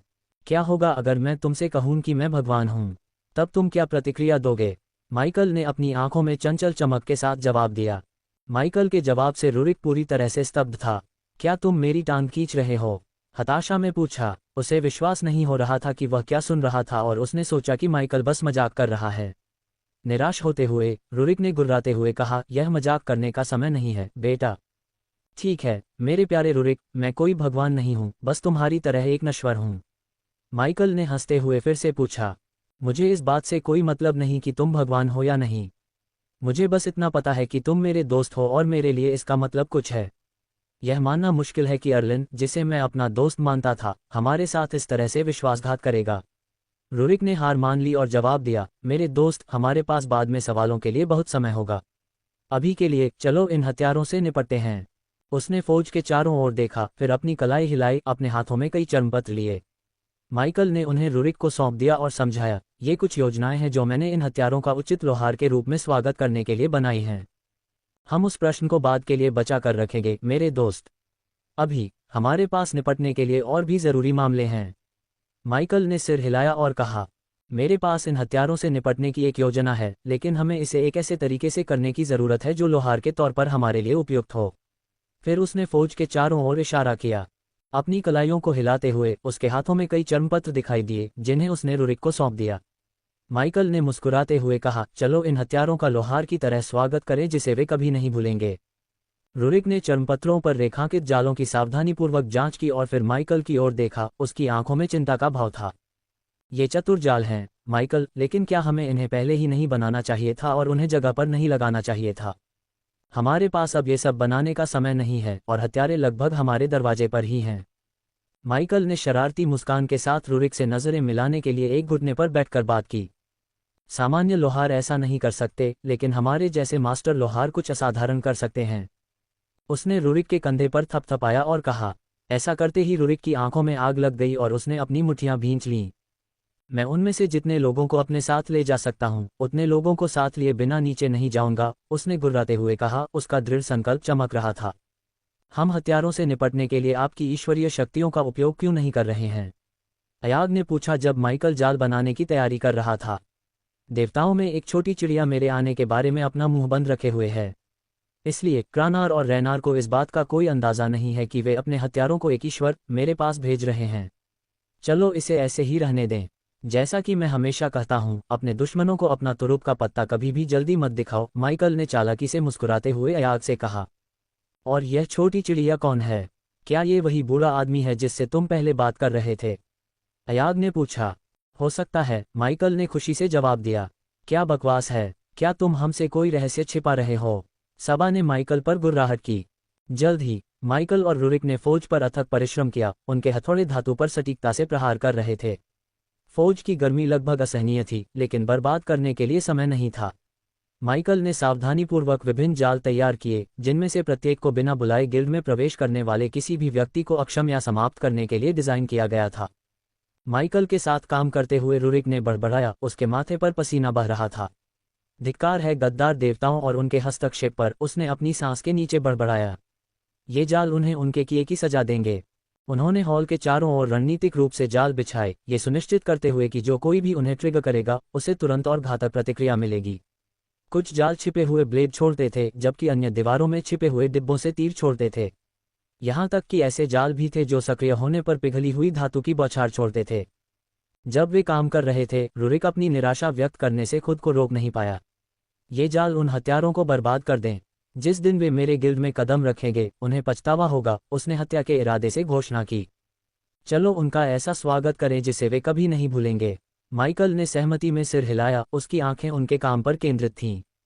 जाल सावधानी से छिपाए गए थे, जो आसपास के माहौल के साथ सहजता से घुल मिल गए थे।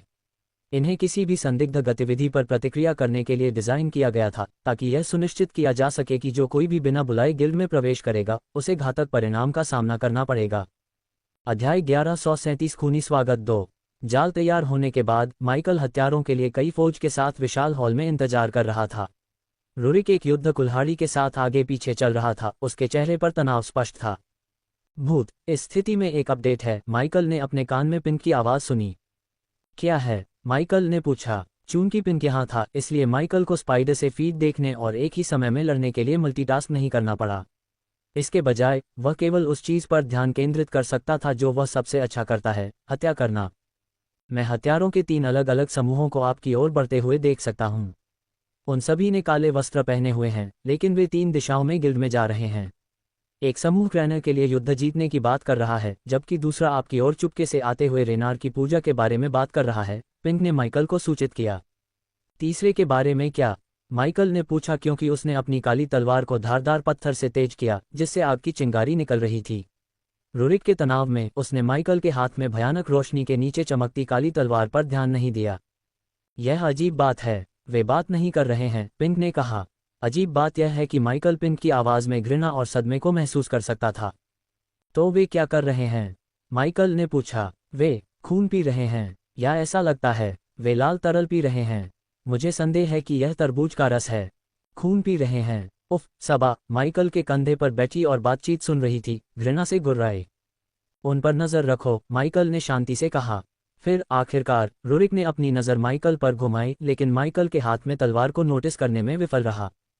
तो लड़के, क्या आपके पास कोई योजना है, या आप उम्मीद करते हैं कि वे सभी आपके जाल में मर जाएंगे? रुरिक ने पूछा। सबसे पहले बस आराम करो और बैठ जाओ। लड़ाई शुरू होने से पहले ही तुम थक जाओगे, माइकल ने खुश होकर कहा। योजना के अनुसार जाल जितने लोगों को संभाल सकते हैं वे संभाल लेंगे, लेकिन हमें फिर भी उनसे यही लड़ना होगा।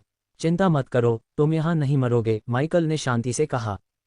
क्यों? क्योंकि तुम दावा करते हो कि तुम। माइकल के हाथ में तलवार देखकर रुरिक के शब्द बीच में ही अटक गए। सब कुछ और तनाव के बावजूद तलवार की कारीगरी ने उसे सब कुछ भूलने पर मजबूर कर दिया। वह सहज रूप से तलवार की ओर चला गया, जिसका ब्लेड रात की तरह काला था। रुरिक की आंखें चौड़ी हो गईं जब उसने विस्मय में काले ब्लेड की जांच की। ये किस तरह की तलवार है और आपको ये कहाँ से मिली? उसने आश्चर्य से पूछा। मैंने इसे खुद बनाया है, माइकल ने शांति से उत्तर दिया और एक दूसरी काली तलवार निकाली, जो मंद रोशनी में अशुभ रूप से चमक रही थी। रुरिक हैरान रह गया। मैंने पहले कभी ऐसी धातु नहीं देखी, उसने स्वीकार किया। उसकी जिज्ञासा बढ़ गई। इन ब्लेडों को बनाने के लिए आपने किस तरह के अयस्क का उपयोग किया? अभी समय नहीं है रुरिक, हमें हथियारों से निपटना है, माइकल ने शांति से उत्तर दिया और खड़ा हो गया। वह अभी भी अपने साधारण काले वस्त्र पहने हुए था और उसने अपना कवच सक्रिय नहीं किया था। उसके काले कवच वाली खोपड़ी उसकी गर्दन के चारों ओर लटक रही थी। हर बीतता सेकंड अनंत काल जैसा लग रहा था, क्योंकि वे हथियारों के आने का इंतजार कर रहे थे। वे तुम्हारे पहले जाल की ओर बढ़ रहे हैं, घोस्ट पिंक ने माइकल को सूचित किया। जैसे जैसे काले वस्त्र पहने आकृतियां इमारत में घुसती गईं, उनकी हरकतें तेज और खामोश थीं। वे धीमी आवाज में फुसफुसाते हुए संवाद कर रहे थे, खुद को अपने मिशन की याद दिला रहे थे, किसी भी कीमत पर 2 लोहारों को खत्म करना। सनकरा गलियारा उनके सामने अंतहीन रूप से फैला हुआ लग रहा था। जैसे जैसे वे अपने लक्ष्यों के पास पहुंचते गए, अंधेरे ने उनकी बेचैनी को और बढ़ा दिया। याद रखो, एक आकृति ने फुसफुसाते हुए कहा, 2 लोहार दालान के ठीक सामने हैं। चुप रहो और हम इसे जल्दी खत्म कर देंगे। अचानक दालान में एक फीकी लेकिन अशुभ क्लिक की आवाज गूंजी। आकृतियां जम गईं, उनके सीने में दिल की धड़कनें तेज हो गईं। वह क्या था? उनमें से एक ने धीमी आवाज में पूछा, उनके स्वर में चिंता की भावना उभर आई। इससे पहले कि वे प्रतिक्रिया कर पाते, जाल सक्रिय हो गए। कुछ ने दीवारों में छिपे डिब्बों से बाहर निकलते हुए छिपे हुए ब्लेड छोड़े, जबकि अन्य ने घातक सटीकता के साथ तीर छोड़े। यहां तक कि ऐसे जाल भी थे जो ट्रिगर होने पर पिघली हुई धातु की तीखी बौछार छोड़ते थे। दालान में भयानक अराजकता का दृश्य बन गया। छिपे हुए ब्लेड ने काले वस्त्रों को चीरते हुए भयानक दक्षता के साथ मांस और हड्डियों को काट डाला। क्या हो रहा है? एक व्यक्ति ने आतंक में चिल्लाया, क्योंकि ब्लेड उनके लबादों को चीरते हुए उनके शरीर में जा घुसे। जाल की धातु की खनक हवा में भर गई। तीर ने अपने निशान बनाए, दिल और फेफड़ों को छेदते हुए, मौत और पीड़ा का निशान पीछे छोड़ते हुए। नहीं, पीछे हटो, एक और व्यक्ति चिल्लाया, क्योंकि वे अथक बमबारी से खुद को बचाने की पूरी कोशिश कर रहे थे। तीरों ने अंगों और धड़ों को छेद दिया, जिससे दर्दनाक चीखें दालान में गूंज उठीं। पिघली हुई धातु बाहर निकली, जिसने अपने रास्ते में आने वाले किसी भी दुर्भाग्यपूर्ण आत्मा को झुलसा दिया। ये जलता है, एक आकृति चिल्लाई, जब उनके पैरों और धड़ पर जलता हुआ तरल पदार्थ छिड़का गया, जिससे मांस जलने लगा। काले वस्त्र पहने आकृतियों के पास प्रतिक्रिया करने का समय नहीं था, और जाल से बचने के उनके प्रयासों ने और भी अधिक क्रूर चोटों को जन्म दिया। जाल के लगातार हमले जारी रहने के कारण दीवारों और फर्श पर खून फैल गया। कुछ ही क्षणों में दालान मौत के एक दुष्स्वप्न में बदल गया, जिसमें बेजान शरीर बिखरे हुए थे, और जो बच गए वे दर्द से तड़प रहे थे। एक अन्य मंद रोशनी वाले दालान में काले वस्त्र पहने आकृतियों का एक नया समूह सावधानी से गिल्ड में प्रवेश कर गया। उनका मिशन स्पष्ट था, उन्हें या तो जाली हथियारों को नष्ट करना था या उन्हें भगवान क्रायना तक पहुंचाना था, चाहे उन्हें किसी भी बाधा का सामना क्यों न करना पड़े। जैसे जैसे वे गिल्ड में आगे बढ़े, आकृतियों ने धीमी आवाज में फुसफुसाहट का आदान प्रदान किया। उनमें से एक ने अपनी बढ़ती बेचैनी को व्यक्त किया, इस जगह के बारे में कुछ गड़बड़ है। हाँ, ये बहुत शांत है, मुझे ये पसंद नहीं है। एक और व्यक्ति ने सहमति में सिर हिलाया, उनकी आंखें घबराहट से इधर उधर घूम रही थीं। उनका नेता, एक लंबा और प्रभावशाली व्यक्ति, अधीरता से गुर्राया, अपना रोना बंद करो।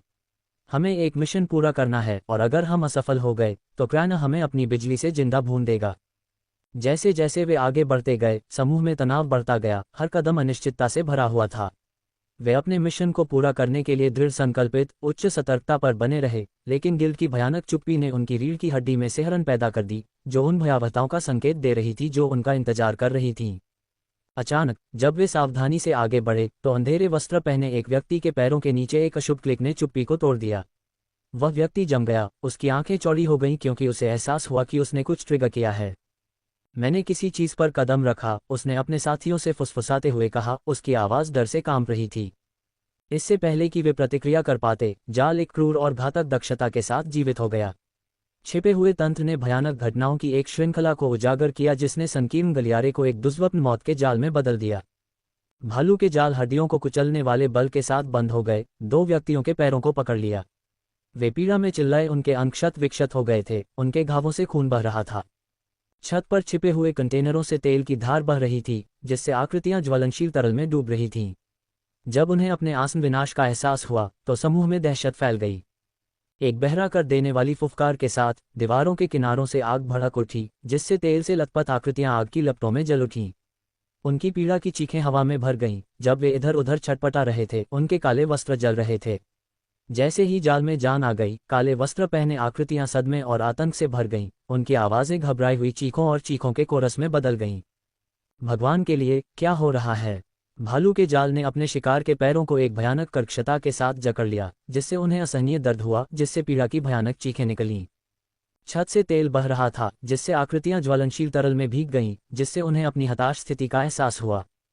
हम तेल से लथपथ हैं, इसे हटाओ। फिर दीवारों से निकलने वाले ज्वाला के विस्फोट ने उन्हें जलती हुई लपटों में घेर लिया। उनके वस्त्र एक पल में जल गए और हवा जलते हुए मांस की तीखी बदबू से भर गई, क्योंकि वे आग बुझाने के निरर्थक प्रयास में इधर उधर भाग रहे थे। इसे बुझाओ, इसे बुझाओ। छिपे हुए ब्लेड ने कुछ आकृतियों को छेद दिया, उनकी तीखी चीखें पीड़ा के कोलाहल में शामिल हो गईं। मेरी मदद करो, मैं फंस गया हूं। अराजकता के बीच छोटे विस्फोटकों ने विस्फोट किया, जिससे घातक छर्रे निकले जो मांस और हड्डियों को चीर गए। गलियारे में भयानक कोलाहल मच गया क्योंकि आकृतियों का भयानक अंत हुआ। उनकी आवाजें और दलीलें निर्दयी जाल में डूब गईं। दीवारों पर खून के छींटे थे और एक बार शांत रहने वाला दालान हिंसा और मौत के दुर्स्वप्न दृश्य का गवाह बना। गिल्ड में कहीं और काले वस्त्र पहने हुए लोगों का एक और समूह एक मंद रोशनी वाले कक्ष में इकट्ठा हुआ। उनके घेरे के केंद्र में एक रहस्यमय लाल तरल से भरा एक प्याला रखा था, जिसकी सतह मंद रोशनी में चमक रही थी। वे आपस में बड़बड़ा रहे थे, उनकी आवाजें धीमी थीं, फिर भी चिंता से भरी हुई थीं। वे अपने मिशन की गंभीरता से अच्छी तरह वाकिफ थे। हमारे आदेश स्पष्ट हैं, उनमें से एक ने कांपती आवाज में कहा। हमें लोहारों से वह किताब वापस लेनी है जो रिन चाहती है। इकट्ठे हुए लोगों में एक सिहरन दौड़ गई, जो रिन द्वारा उनमें पैदा किए गए डर का प्रमाण था। वह किताबों या साहित्य के प्रति अपने प्रेम के लिए नहीं जानी जाती थी, और उसके असामान्य अनुरोध ने संदेह को जन्म दिया था। लेकिन रिन को किताब से क्या मतलब है? वह बिल्कुल पढ़ने वाली नहीं है, एक व्यक्ति ने अनिश्चितता से कांपती आवाज में बुदबुदाया। वह ज्यादा हत्या करने वाली है। अगर हम उसे विफल करते हैं तो वह धीरे धीरे हमें मारने, हमें पुनर्जीवित करने और फिर से हमें मारने के रचनात्मक तरीके खोज लेगी। एक तीसरे व्यक्ति ने उपहास किया, हालांकि उनकी आवाज में बेचैनी साफ झलक रही थी। असफलता के परिणामों पर विचार करते हुए कक्ष में जो भयावह सन्नाटा छा गया, वह भारी पड़ गया। प्याले में लाल तरल पदार्थ एक भयानक ऊर्जा के साथ धड़क रहा था, कुछ ऐसा जो माइकल ने कभी नहीं देखा था। अध्याय 1138 रिन को विफल नहीं किया जा सकता। जबकि माइकल के जाल कारगर साबित हो रहे थे, वह उन हत्यारों का सामना करने की संभावना के लिए तैयार था जो घातक यंत्रों से बचकर दरवाजे तक पहुंचने में कामयाब रहे। तुम बहुत शांत और तनाव मुक्त हो, लड़के, रुरिक ने टिप्पणी की, उसका स्वर तनाव से भरा हुआ था। मैंने तुमसे कहा था कि मैं एक देवता हूं, माइकल ने एक मनोरंजक स्वर में उत्तर दिया, लेकिन हास्य के अपने प्रयास के कारण उसे रुरिक से कंधे पर मुक्का मारना पड़ा, जो स्पष्ट रूप से मजाक के मूड में नहीं था। यह मजाक करने का समय नहीं है, लड़के, रुरिक ने निराशा में बड़बड़ाया। माइकल ने बस मुस्कुराया, रुरिक के संदेह को समझते हुए। उसने रुरिक को अपना असली स्वभाव बताया था, मजाक के रूप में नहीं बल्कि एक सोचे समझे निर्णय के रूप में। रुरिक एक मूल्यवान सहयोगी था, न केवल अपने लोहार कौशल के लिए, बल्कि अपनी अटूट निष्ठा और विश्वसनीयता के लिए भी।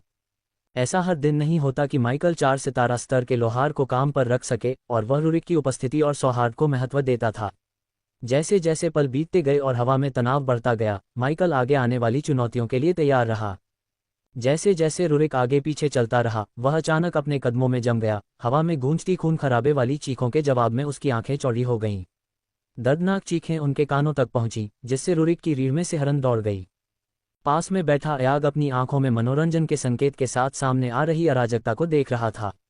जाल अपनी घातक प्रतिष्ठा पर खरे उतरते दिख रहे थे। रुरिक माइकल की ओर मुड़ा, उसके चेहरे पर आशा और अनिश्चितता का मिश्रण था। क्या ये खत्म हो गया है? उसने पूछा, उसकी आवाज में आशावाद की झलक थी। हालांकि माइकल ने शांति से अपना सिर हिलाया। जाल केवल इतना ही कर सकते हैं मेरे दोस्त, उसने समझाया। हो सकता है कि कुछ लोग बच गए हों और तब हमारा अंतिम सफाई अभियान शुरू होता है।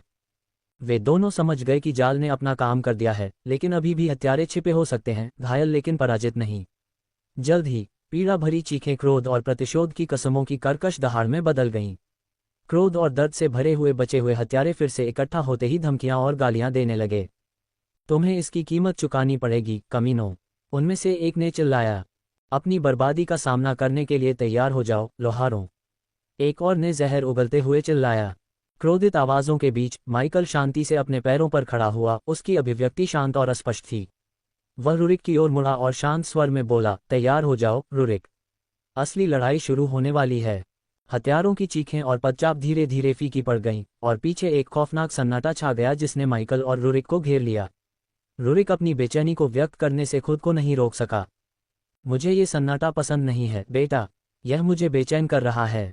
माइकल ने अपना संयम बनाए रखते हुए वेदोरा को फुसफुसाते हुए कहा कि वे अपनी जगह पर जाएं और हथियारों के लिए तैयार हो जाएं, स्वागत उपहार के पास जाएं। वेदोरा जैसे ही अपनी जगह पर पहुंचे, एक छायादार कोने में छिपे हुए माइकल मुस्कुराए बिना नहीं रह सके। उनके पास हथियारों के लिए एक स्वागत उपहार था जो जल्द ही फौज के दिल तक पहुंचने वाले थे। हाँ, रुरिक ने सहमति में सिर हिलाया।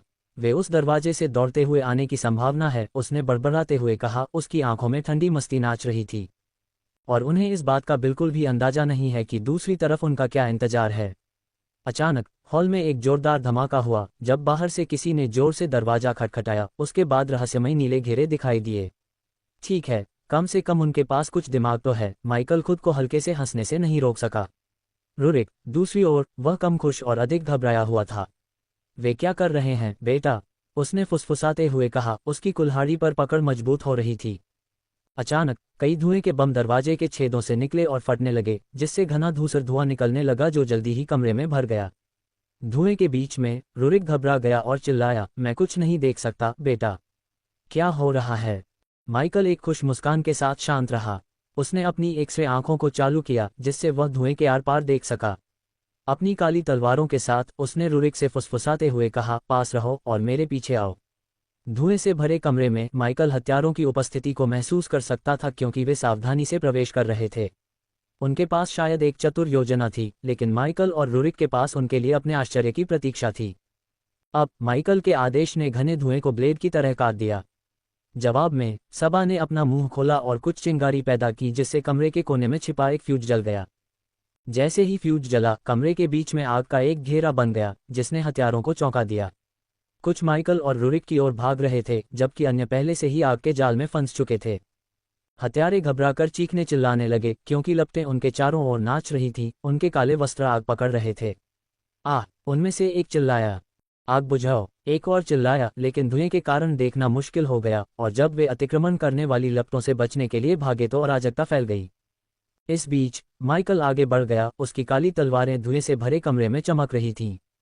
जैसे ही वह आगे बढ़ा, हत्यारे धुंध से बाहर निकले। उनके रूप आंशिक रूप से ग्रे पर्दे से अस्पष्ट थे।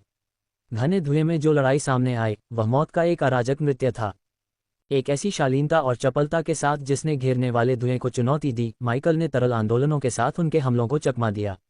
उसने अपनी काली तलवारों से उनके हमलों को रोका। उनकी आबनूस की धारें हथियारों के हथियारों से टकरा रही थीं।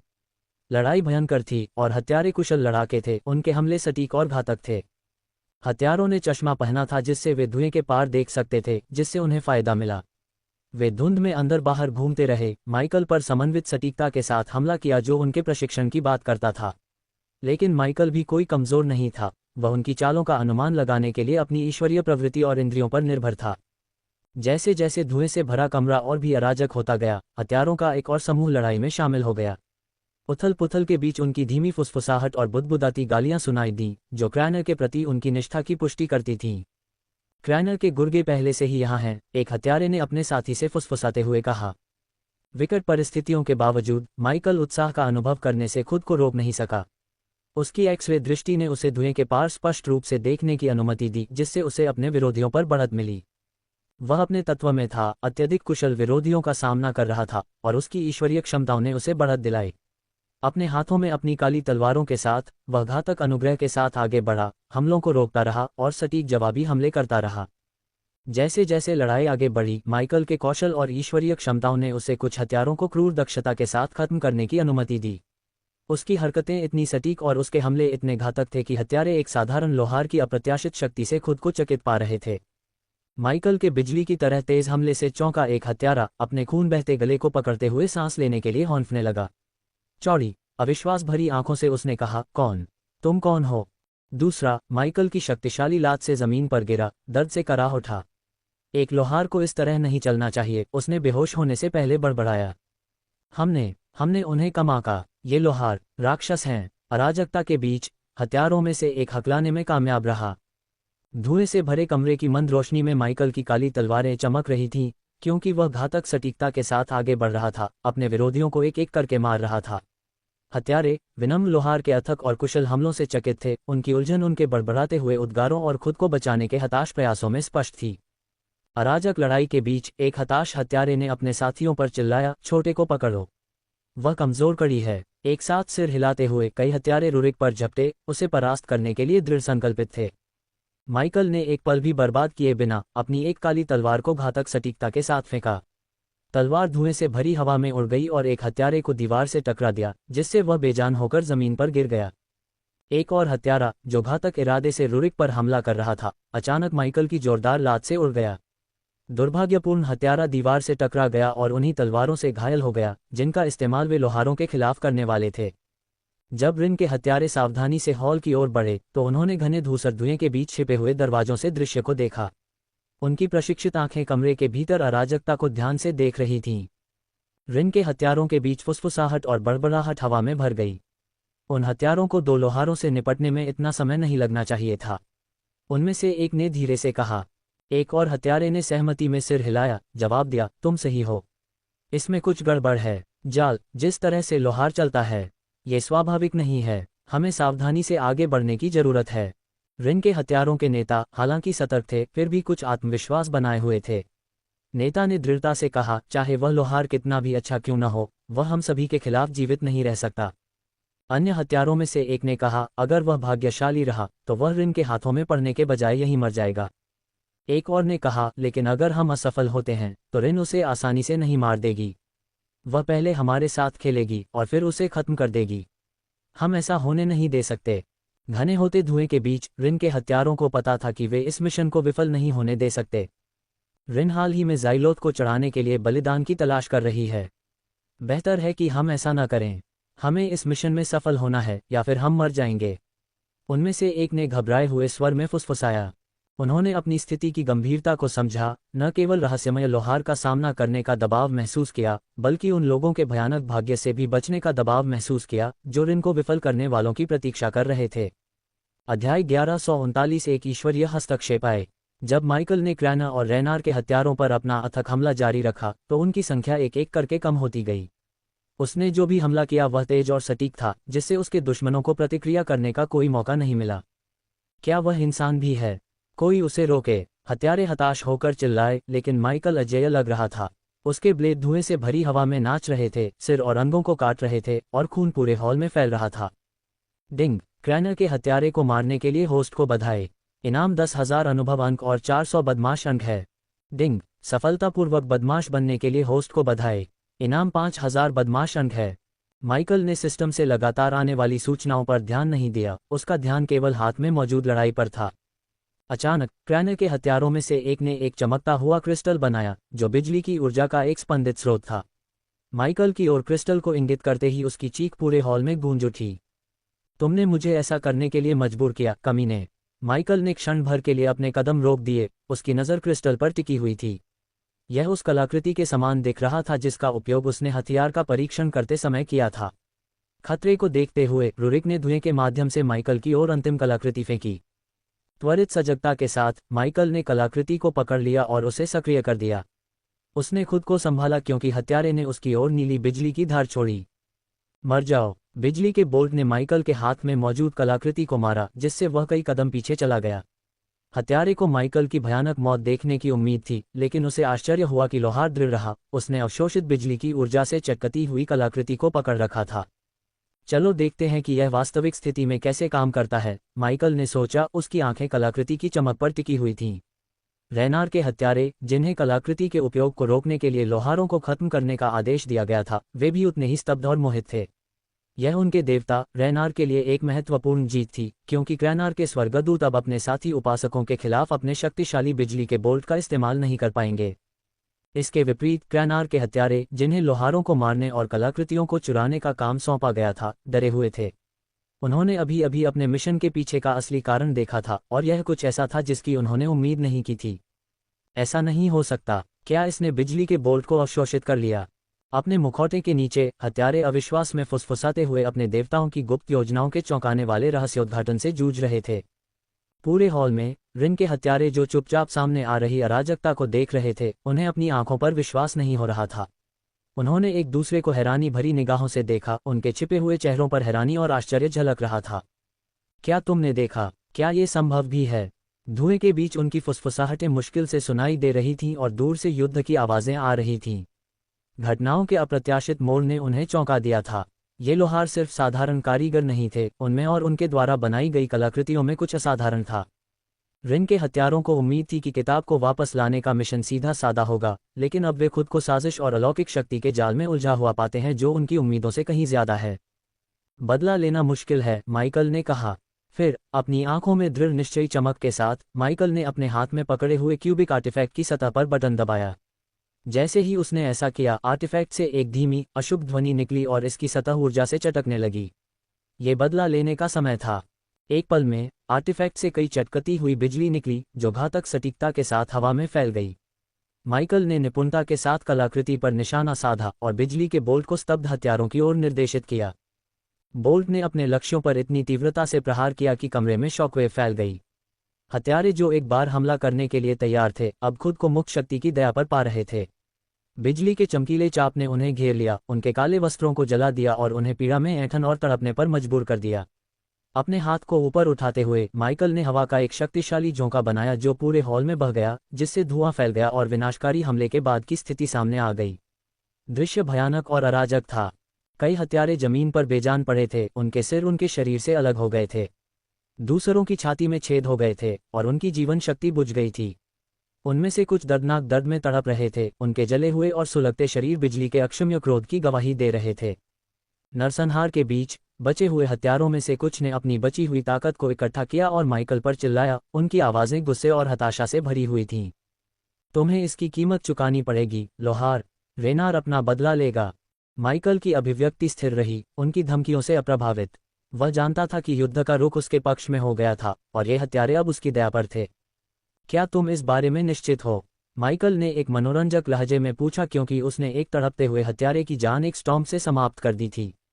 लड़का, तुमने ये सब किया? तुमने कैसे? रूरिक माइकल के पास आया, उसका चेहरा स्तब्ध अविश्वास से भर गया। बौना लोहार हैरान रह गया, ये देखकर कि कैसे युवा मानव ने बिना पसीना बहाए या तलवार चलाए हत्यारों का वध कर दिया था। माइकल ने शांति से अपनी काली तलवारों से खून को अपनी कोहनी पर पोंछा और फिर अपनी नज़र उन 3 बचे हुए हत्यारों पर घुमाई जो अभी भी खड़े थे। क्रैनर तुम्हें इसकी कीमत चुकाने पर मजबूर करेगा, मानव मैल। क्रैनर के हत्यारों में से एक ने धमकी दी। सभी हत्यारों ने एक जैसे काले कपड़े पहने थे, जिससे क्रैनर के प्रति वफादार और रेनार के प्रति वफादार लोगों के बीच अंतर करना असंभव हो गया, जब तक कि वे बोल न दें। क्रैनर से कहो कि वह लोहार गिल्ड से दूर रहे, माइकल ने शांति से चेतावनी दी। दूसरी बार सोचने पर, लेकिन फिर उसने एक पल में अपना विचार बदल दिया। बिजली की गति से वह बचे हुए 3 हत्यारों पर टूट पड़ा और उनके सिर को उनके कंधों से अलग कर दिया, जिससे उनकी धमकियां हमेशा के लिए खत्म हो गईं। हॉल एक भयानक दृश्य था, खून के धब्बों से भरा हुआ, बेजान शरीर चारों ओर बिखरे हुए थे और जलते हुए मांस और खून की एक बेचैन करने वाली गंध हवा में भारी रूप से लटक रही थी। दीवारों पर लड़ाई के निशान थे, बिजली के बोल्ट से झुलसने के निशान और पहले के जाल से पिघली हुई धातु के अवशेष।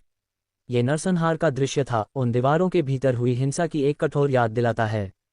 रिन के हत्यारे छाया में छिपे हुए माइकल को अपने युद्ध कौशल का प्रदर्शन करते हुए, उनके साथी हत्यारों को आसानी से मार गिराते हुए आश्चर्य से देख रहे थे। उनके बीच अविश्वास और अनिश्चितता की फुसफुसाहट फैल गई। वह किसी भी ऐसे लोहार की तरह नहीं दिखता जिसे मैंने कभी देखा हो। हाँ, वह एक हत्यारा है, बिल्कुल हमारी तरह। लेकिन उसके बारे में कुछ यह अजीब लगता है। वे इस पर अपनी उंगलियां नहीं रख सकते थे, लेकिन एक निर्विवाद भावना थी कि माइकल वह नहीं था जो वह दिखाई देता था। जैसे ही उन्होंने क्रूर युद्ध के बाद के परिणामों को देखा, उनके मन में उनके बीच रहस्यमय लोहार के बारे में संदेह और प्रश्न भर गए। जब रिन के हत्यारे आपस में फुसफुसा रहे थे, तो ये स्पष्ट हो गया कि हत्यारों के दूसरे समूह को लोहारों से निपटने देने की उनकी मूल योजना बुरी तरह विफल हो गई थी। दूसरों पर भरोसा करने की हमारी योजना एक आपदा थी। हमें इन दोनों का ख्याल खुद ही रखना होगा, हत्यारों में से एक ने घोषणा की। हाँ, क्रानार और रैनार सबसे बेकार देवता हैं। उनके हत्यारे दो इंसानों को भी नहीं संभाल सकते, दूसरे ने कहा। और क्या हम सभी इस बात पर सहमत हो सकते हैं कि वह इंसान कोई सामान्य इंसान नहीं था? किसी ने ये कहते हुए जोड़ा कि माइकल जितना दिखता था उससे कहीं ज्यादा था। रुरिक की चिंता साफ तौर पर देखी जा सकती थी, क्योंकि वह खून से सने हॉल में इधर उधर घूम रहा था। उसके शब्द डर और पछतावे से भरे हुए थे। हम इस बार बहुत मुश्किल में हैं, बेटा। हमें शेषात के पहरेदारों को जवाब देना होगा, उसने स्थिति के बोझ को समझते हुए कहा। जब वह देवताओं के साथ छेड़छाड़ के खतरों और आने वाले परिणामों के बारे में बड़बड़ाता रहा, तो रुरिक माइकल से सीधे नजरें नहीं मिला पाया। वह उनके कार्यों के निहितार्थों से बहुत परेशान था। तुम मुश्किल में हो, बेटा। वे आपसे पूछेंगे कि आप इन हत्यारों को कैसे मार सकते हैं, जब तक कि आप खुद हत्यारे न हो, रुरिक ने कहा, उसकी आवाज़ चिंता से कांप रही थी। हालांकि माइकल अजीब तरह से शांत रहा। उसने धीरे धीरे अपना ध्यान हॉल के दूसरी तरफ के दरवाजे की ओर घुमाया, जिससे रुरिक की रीढ़ में सिहरन दौड़ गई। तुम कब बाहर आओगे? माइकल का सवाल हवा में लटका हुआ था, और रुरिक तनाव महसूस करते हुए माइकल के पास गया और उसके साथ बंद दरवाजे की जांच की। माइकल से पूछते ही रुरिक की अपनी कुल्हाड़ी पर पकड़ मजबूत हो गई। कौन है, बेटा? उसकी आवाज़ आशंका से भरी हुई थी, उसकी इंद्रियां हाई अलर्ट पर थीं। हमारे पास मेहमानों का तीसरा समूह है, ठंड और मनोरंजन के मिश्रण के साथ, माइकल ने जवाब दिया। जैसे ही दरवाज़ा खुला, हत्यारों का एक नया समूह हॉल में दाखिल हुआ। पूरी तरह से काले कपड़े पहने हत्यारों के विपरीत, जिनका उन्होंने पहले सामना किया था, इस समूह ने गहरे लाल रंग की रेखाओं के साथ काले कपड़े पहने थे, जिससे उन्हें एक अलग पहचान मिली। अशुभ उपस्थिति। आपके पास कुछ अच्छी समझ और कौशल हैं, मानव, समूह के नेता ने एक डरावने स्वर में टिप्पणी की। भय के साथ मिश्रित जिज्ञासा, रुरिक ने पूछा, आप कौन हैं? लेकिन उसके सवाल के नीचे भय की एक स्पष्ट भावना थी। इस समूह के बारे में कुछ ऐसा था जिसने उसकी रीढ़ में सिहरन पैदा कर दी। इसके विपरीत, माइकल नए लोगों को देखते हुए अजीब तरह से शांत रहा। हम रिन हैं, मर्डर प्रिंसेस के हत्यारे, नेता ने घोषणा की। नाम सुनते ही रुरिक की रीढ़ में सिहरन पैदा हो गई, जिससे उसकी लड़ाई की कुल्हाड़ी उसकी पकड़ से फिसल गई और जोर से जमीन पर गिर गई। माइकल रुरिक की नसों में दौड़ रहे डर को महसूस कर सकता था। तुम्हारा बौना दोस्त जानता है कि हम कौन हैं, नेता ने माइकल को ठंडे अधिकार के साथ संबोधित करते हुए टिप्पणी की। पुस्तक सौंप दो और हम तुम्हें एक दर्द रहित मौत दे सकते हैं। जैसे ही माइकल कार्रवाई करने की तैयारी कर रहा था, उसने एक और उपस्थिति को महसूस किया, एक शक्तिशाली उपस्थिति, एक भगवान की तरह। अध्याय 1140, एक ईश्वरीय हस्तक्षेप 2। माइकल ने खुद को रिन के हत्यारों के साथ तनावपूर्ण गतिरोध में पाया। उसने रिन के नाम के उल्लेख पर रुरिक की प्रतिक्रिया देखी थी, जिसने उसे आश्चर्यचकित कर दिया। बौने के स्पष्ट भय ने माइकल को रिन की प्रतिष्ठा से जुड़े विशुद्ध आतंक का एहसास कराया। जब ये तनाव हवा में लटका हुआ था, माइकल ने एक शक्तिशाली उपस्थिति को महसूस किया, एक ऐसी इकाई जिसकी आभा उनके आसपास के वातावरण को नियंत्रित करती हुई प्रतीत हुई। वह यहाँ है, हत्यारे कांप उठे। माइकल की बढ़ी हुई इंद्रियों के साथ भी हवा में खून की भारी गंध परेशान करने वाली थी। उसने अपने हिस्से का खून खराबा देखा था, लेकिन ये गंध अलग थी, अधिक शक्तिशाली। कमरे की रोशनी में उतार चढ़ाव होने लगा, जिससे फौज की सुनहरी लपटें एक भयावह लाल रंग में बदल गईं। कमरे में एक भयानक लाल माहौल बन गया। वह यहाँ है, हे भगवान! रिन के हत्यारे भी बेकाबू होकर कांप उठे, उनका डर साफ झलक रहा था। अचानक माइकल के सामने एक भयानक लाल रंग का धुआं दिखाई दिया। घूमता हुआ लाल रंग का धुआं धीरे धीरे एक महिला के रूप में बदल गया। उसके चांदी के बाल उसकी पीठ पर झर रहे थे और उसकी आंखें सफेद रंग की एक बेचैन करने वाली छाया थीं। उसने एक भयानक कवच पहना हुआ था, जो ठोस रक्त से बना हुआ लग रहा था, और उसके होठों पर एक गहरा लाल रंग था जो एक दुष्ट मुस्कान बना रहा था। उसके हाथ में उसने उसी अशुभ रंग से सना हुआ खंजर पकड़ रखा था। उसने अपनी गर्दन के चारों ओर कटी हुई उंगलियों से बना एक भयानक हार पहना हुआ था, और उसके सिर के ऊपर खोपड़ियों के संग्रह से बना एक मुकुट था। उसकी उपस्थिति से ही द्वेष की आभा फैल रही थी। हत्यारे भय से अभिभूत होकर आपस में बड़बड़ाने लगे। इस खतरनाक आकृति की उपस्थिति में उनके शरीर अनियंत्रित रूप से कांप रहे थे। तुम एक सुंदर नमूना हो, महिला बोली, उसके शब्दों में एक भयावह आकर्षण था। फिर भी माइकल को लगा कि वह शारीरिक रूप से मौजूद नहीं थी, बल्कि एक अभिव्यक्ति थी। शांत रहते हुए माइकल ने देखा कि महिला, जो शायद रिन थी, उसके चारों ओर चक्कर लगा रही थी। उसकी हंसी द्वेष से भरी हुई रुरिक की रीढ़ में सिहरन पैदा कर रही थी। क्या तुम जानते हो मैं कौन हूं? उसने पूछा, अपनी बेचैन चाल को रोककर उसके सामने खड़ी हो गई। तुम रिन हो सकती हो, माइकल ने शांति से जवाब दिया, उसकी भारी उपस्थिति से बेपरवाह। उसकी आंखों के अंधेरे ने उसके चारों ओर एक चमकीली लाल आभा प्रकट की, जो उसकी अपार शक्ति को दर्शाती थी। उसकी शक्ति के बावजूद माइकल दृढ़ रहा, विकास की अपनी क्षमता में आश्वस्त रहा। रिन खून की प्यासी हंसी में फूट पड़ी, उसकी खौफनाक हंसी पूरे हॉल में गूंज उठी। तुम नश्वर नहीं हो, है न? रिन के सवाल ने न केवल हत्यारों को बल्कि रुरिक को भी चौंका दिया। रिन ने माइकल के चारों ओर चक्कर लगाना जारी रखा, उसे सिर से पैर तक बारीकी से जांचते हुए। एक देवता, एक दुष्ट देवता, कितना दिलचस्प, उसने सोचा। उसका स्वर अतृप्त रक्त पिपासा और मनोरंजन से भरा था। रुरिक की आंखें चौड़ी हो गईं, यह महसूस करते हुए कि माइकल अपनी दिव्य स्थिति के बारे में मजाक नहीं कर रहा था। लेकिन यह मेरे गुर्गों को विफल होने के लिए बहाना नहीं है, रिन ने घोषणा की, अपनी निगाहें अपने हथियारों की ओर मोड़ते हुए। मेरी महिला, रिन, हम जा रहे थे। नहीं, कृपया, रिन, सुनो, मैं तुम्हारे साथ बाद में निपटूंगी, रिन ने बीच में ही टोकते हुए कहा, उसकी आवाज में अशुभ खुशी भरी हुई थी। अचानक हत्यारों में से एक ने तेजी से अपना खंजर निकाला। माइकल ने सोचा कि वह खुद को बचाने के लिए रिन पर हमला करने की कोशिश कर सकता है, लेकिन उसके आश्चर्य के लिए हत्यारे ने अपना गला काट लिया और जमीन पर गिर गया, उसके चारों ओर खून बह रहा था। ये देखकर रिन ने एक आह भरी। क्या अफसोस है, मैं उसके साथ बहुत मजा कर सकती थी, उसने विलाप करते हुए कहा, उसकी जानलेवा हंसी जारी रही। रिन ने हत्यारे को और अधिक पीड़ा देने के खोए अवसर पर निराशा व्यक्त की। उसकी ठंडी हंसी ने कमरे को भर दिया, जिसने इसे देखने वालों के अंदर भय की लहर पैदा कर दी। माइकल, जो आमतौर पर शांत रहता था, सदमे और भय का एहसास किए बिना नहीं रह सका। रिन ज़ाइलोथ द्वारा चुनी गई एक एजेंट थी, जो हत्या के देवता थे, जो उसे अस्तित्व में सबसे क्रूर और क्रूर प्राणियों में से एक बनाते थे। माइकल को एहसास हुआ कि रिन द्वारा की जा सकने वाली क्रूरता के स्तर की तुलना में वह फीके पड़ गए। जबकि वह तेजी से और कुशलता से हत्या करता था, रिन पीड़ा में आनंद लेती थी, ये सुनिश्चित करती थी कि उसके शिकार अपने दुख के हर पल का अनुभव करें। एक मर्डर प्रिंसेस के रूप में उसकी प्रतिष्ठा अच्छी तरह से योग्य थी। अब मेरे प्यारे दुष्ट देवता, रिन ने शुरू किया, माइकल को संबोधित करते हुए उसका व्यवहार बदल गया। जितना मैं अपने खंजर से तुम्हारे दिमाग की गहराई का पता लगाना चाहूंगी, मैं खुद को जल्दी में पाती हूं। इसलिए तुम्हारे पास जो किताब है उसे सौंप दो। शांत संकल्प से भरी माइकल की प्रतिक्रिया ने रिन को और भी अधिक खुश कर दिया। उसकी हंसी एक क्रूर धार से भरी हुई पूरे कमरे में गूंज रही थी। ओह मेरे प्यारे दुष्ट देवता, रिन ने ताना मारा, उसकी आवाज में दुखवादी खुशी झलक रही थी। मुझे सीधे सीधे हत्या करना पसंद नहीं है। ये तुम ही हो जो मौत की भीख मांगोगे, जबकि मैं तुम्हारी पीड़ा के हर पल का आनंद लूंगा। हवा में खून की बदबू तेज होती गई, जिससे रुरिक बेकाबू होकर उल्टी करने लगा। यहां तक कि माइकल भी रिन की बदबू से पूरी तरह से बच नहीं सका। वह कौन है? एक कोने में छिपे हुए अयाग और सबा आपस में फुसफुसाए, रिन की भयानक उपस्थिति को समझने की कोशिश कर रहे थे। शश, हमें उसका ध्यान आकर्षित नहीं करना चाहिए, सबा ने धीमी आवाज में आग्रह किया, उसका डर स्पष्ट था। रिन द्वारा पेश किए गए भारी खतरे के बावजूद माइकल शांत रहा। उसने पहले ही एक आकस्मिक योजना शुरू कर दी थी, सिस्टम को एक पोर्टेबल पोर्टल सक्रिय करने के लिए सचेत किया, जो रिन के किसी भी आक्रामक कदम उठाने पर उसे दूर ले जाएगा।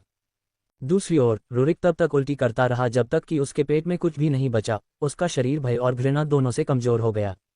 रिन अपनी परपीड़क प्रवृत्तियों में लिप्त होने से खुद को रोक नहीं पाए और उसने रुरिक को ताना मारा उसकी बेकाबू उल्टी के लिए। उसकी हंसी हॉल में गूंज उठी, एक बेचैन करने वाली और क्रूर आवाज जो रुरिक की परेशानी को बढ़ाती हुई लग रही थी। ओह छोटे बौने को देखो, रिन ने मजाक उड़ाया, उसकी आवाज में दुर्भावनापूर्ण खुशी थी। क्या हमारे बहादुर योद्धा को थोड़ी बेचैनी महसूस हो रही है? शायद मुझे तुम्हें मेरे भव्य प्रवेश की तैयारी के लिए और समय देना चाहिए था। रुरिक, जो पहले से ही डर और मतली से अभिभूत था, अपने सामने मौजूद खतरनाक आकृति को कमजोर रूप से घूरने के अलावा और कुछ नहीं कर सकता था। उसने इस जानलेवा इकाई जैसी भयावह चीज का कभी सामना नहीं किया था, और वह संयम बनाए रखने के लिए भी संघर्ष कर रहा था। अयाग और सबा अपने छिपने की जगह से देख रहे थे, चिंतित नजरों का आदान प्रदान कर रहे थे। वे जानते थे कि उन्हें किसी की नज़र में नहीं आना है, लेकिन रिन की उपस्थिति का डर स्पष्ट था, और अपनी भावनाओं को दबाने और चुप रहने के लिए उन्हें अपने पूरे अनुशासन की जरूरत थी। इस बीच माइकल केंद्रित और सतर्क रहा, अगर रिन की क्रूर सिनकें उसकी ओर मुड़ती तो प्रतिक्रिया करने के लिए तैयार रहता। उसके शांत चेहरे ने उसकी सच्ची भावनाओं को छिपा दिया, क्योंकि वह समझ गया था कि रिन का सामना करना उसके लिए पहले कभी नहीं हुआ था। रिन ने अपना क्रूर खेल जारी रखा, उसके लाल होंठ एक दुष्ट मुस्कान में बदल गए क्योंकि उसने माइकल को डराने वाली धमकियों के साथ संबोधित किया। मेरे प्यारे दुष्ट भगवान, उसने कहा, मैं अपनी पीड़ाओं में काफ़ी रचनात्मक हो सकती हूँ। आप देखिए, यह अब केवल किताब के बारे में नहीं है। यदि आप इसे नहीं सौंपते हैं और अपने दयनीय अस्तित्व के लिए भीख नहीं मांगते हैं, तो मुझे हर उस व्यक्ति का पता लगाने में बहुत खुशी होगी जिसे आपने कभी जाना है, जिससे बात की है, या जिसकी देखभाल की है।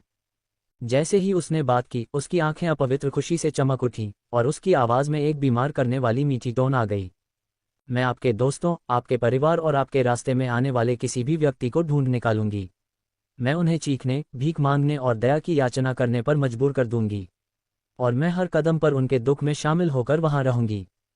रुरिक, रिन द्वारा वर्णित पीड़ा के बारे में सोच पाने में असमर्थ, माइकल से विनती करता है, उसकी आवाज़ हताशा से भरी हुई है।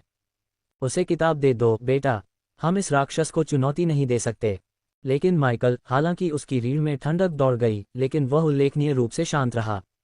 वह जानता था कि वह रिन को किताब नहीं लेने दे सकता, खासकर तब जब उसे किताब पाने के लिए बहुत कुछ सहना पड़ा था। रिन की आंखों में परपीड़क खुशी की चमक थी क्योंकि वह अपने क्रूर वर्णन जारी रखती थी। आह, पहले बौना, वह खुशी से फुसफुसाए। मैं उसके शरीर की हर हड्डी को एक एक करके तोड़कर शुरू करूंगी जबकि वह मौत की भीख मांगता है। फिर मैं और अधिक रचनात्मक यातनाएं दूंगी। शायद मैं उसे धीमी, पीड़ादायक विच्छेदन के सुखों से परिचित कराऊंगी। उसकी परपीड़क योजनाओं के भयानक विवरण हवा में एक जहरीले बादल की तरह लटके हुए थे, जिससे रुरिक का चेहरा और भी पीला पड़ गया, उसकी आंखें आतंक से भर गईं। अचानक हॉल में एक चमकदार अलौकिक प्रकाश चमक उठा, जिसने भयानक लालिमा और खून की दमनकारी बदबू को धो दिया। ऐसा लग रहा था जैसे चमेली के एक शांत बगीचे ने भयानक दृश्य की जगह ले ली हो। रिन की परपीड़क हंसी लड़खड़ा गई क्योंकि उसने रोशनी की चमक के खिलाफ आंखें सिकोड़ लीं। उसकी अभिव्यक्ति झुंझलाहट और जिज्ञासा के मिश्रण में बदल गई। तो कुतिया ने दिखाने का फैसला किया, रिन ने हंसते हुए कहा, उसके मजाकिया लहजे में चमकदार रोशनी के पीछे की इकाई के लिए उसका तिरस्कार प्रकट हुआ। चकाचौंध करने वाली रोशनी ने धीरे धीरे एक चांदी के बालों वाली महिला का अलौकिक रूप धारण कर लिया, जो अपने चारों ओर सुंदर ढंग से लहराते हुए शुद्ध सफेद वस्त्रों में लिपटी हुई थी। उसकी अभिव्यक्ति शांत और शांत थी, जो रिन और उसके हत्यारों की दुष्ट उपस्थिति के बिल्कुल विपरीत थी। शेषत, रिन ने उपहास किया और मजाक उड़ाया। रुरिक अब रिन की धमकियों के आतंक को सहन करने में सक्षम नहीं था। लड़खड़ाता हुआ अपने पैरों पर खड़ा हुआ और हॉल में भरे हुए दुष्टता से शरण और सुरक्षा की तलाश में बुद्धि की देवी शेषत की अलौकिक आकृति के पीछे भागा। तुम ऐसा कुछ नहीं करोगे, रिन, ज़ाइलोथ के चुने हुए देवदूत। शेषत की आवाज़ में एक शांत प्रभाव था। यहाँ तक कि माइकल भी शेषत की आवाज़ सुनकर शांत और शांत महसूस कर रहा था। ठीक है, मैं उस बौने को मारने में सक्षम नहीं हो सकता, लेकिन क्या तुम निश्चित हो सकते हो कि मैं तुम्हारे अनमोल क्षेत्र में लाशों का निशान नहीं छोड़ूंगा, शेषत। रिन ने हंसते हुए अपना खंजर चाटा। रिन की धमकी के बावजूद माइकल ने शेषत के चेहरे पर शांति के अलावा कुछ नहीं देखा। दूसरी ओर माइकल ये देखकर दंग रह गया कि ये देवी कितनी सुंदर और दिव्य लग रही थी। उसे किताब दे दो, मेरे दोस्त, शेषत ने शांति से माइकल की ओर देखते हुए कहा। वह जो कहे वही करो, मेरे प्यारे दुष्ट देवता। बुद्धि की देवी की बात सुनो, रुरिक पागलों की तरह हंसा। एक पल के लिए माइकल और शेषत ने एक दूसरे को देखा, उनके बीच एक मौन समझ गुजर रही थी। एक भारी आह के साथ माइकल ने अपनी कलाई हिलाई और उसके हाथ में मोटी प्राचीन पुस्तक दिखाई दी। उसे ले लो, रिन ने अपने एक हत्यारे को आदेश दिया। हत्यारे ने धीरे से माइकल से किताब ले ली। यह इतना मुश्किल नहीं था, है न? हम फिर मिलेंगे, दुष्ट देवता। रिन ने गायब होने से पहले दुष्टतापूर्वक हंसी उड़ाई। रिन के चले जाने के बाद रुरिक सामान्य रूप से सांस लेने में सक्षम हो गया। माइकल को भी ऐसा लगा जैसे उसके कंधों से कोई दबाव उतर गया हो। कुछ ही दिनों में एक किताब की नकल करना एक शानदार उपलब्धि है, घोस्ट, शेषात ने शांति से कहा, जिससे माइकल हैरान रह गया। उसे ये देखकर आश्चर्य हुआ कि शेषात ने उसकी हरकतों को समझ लिया था।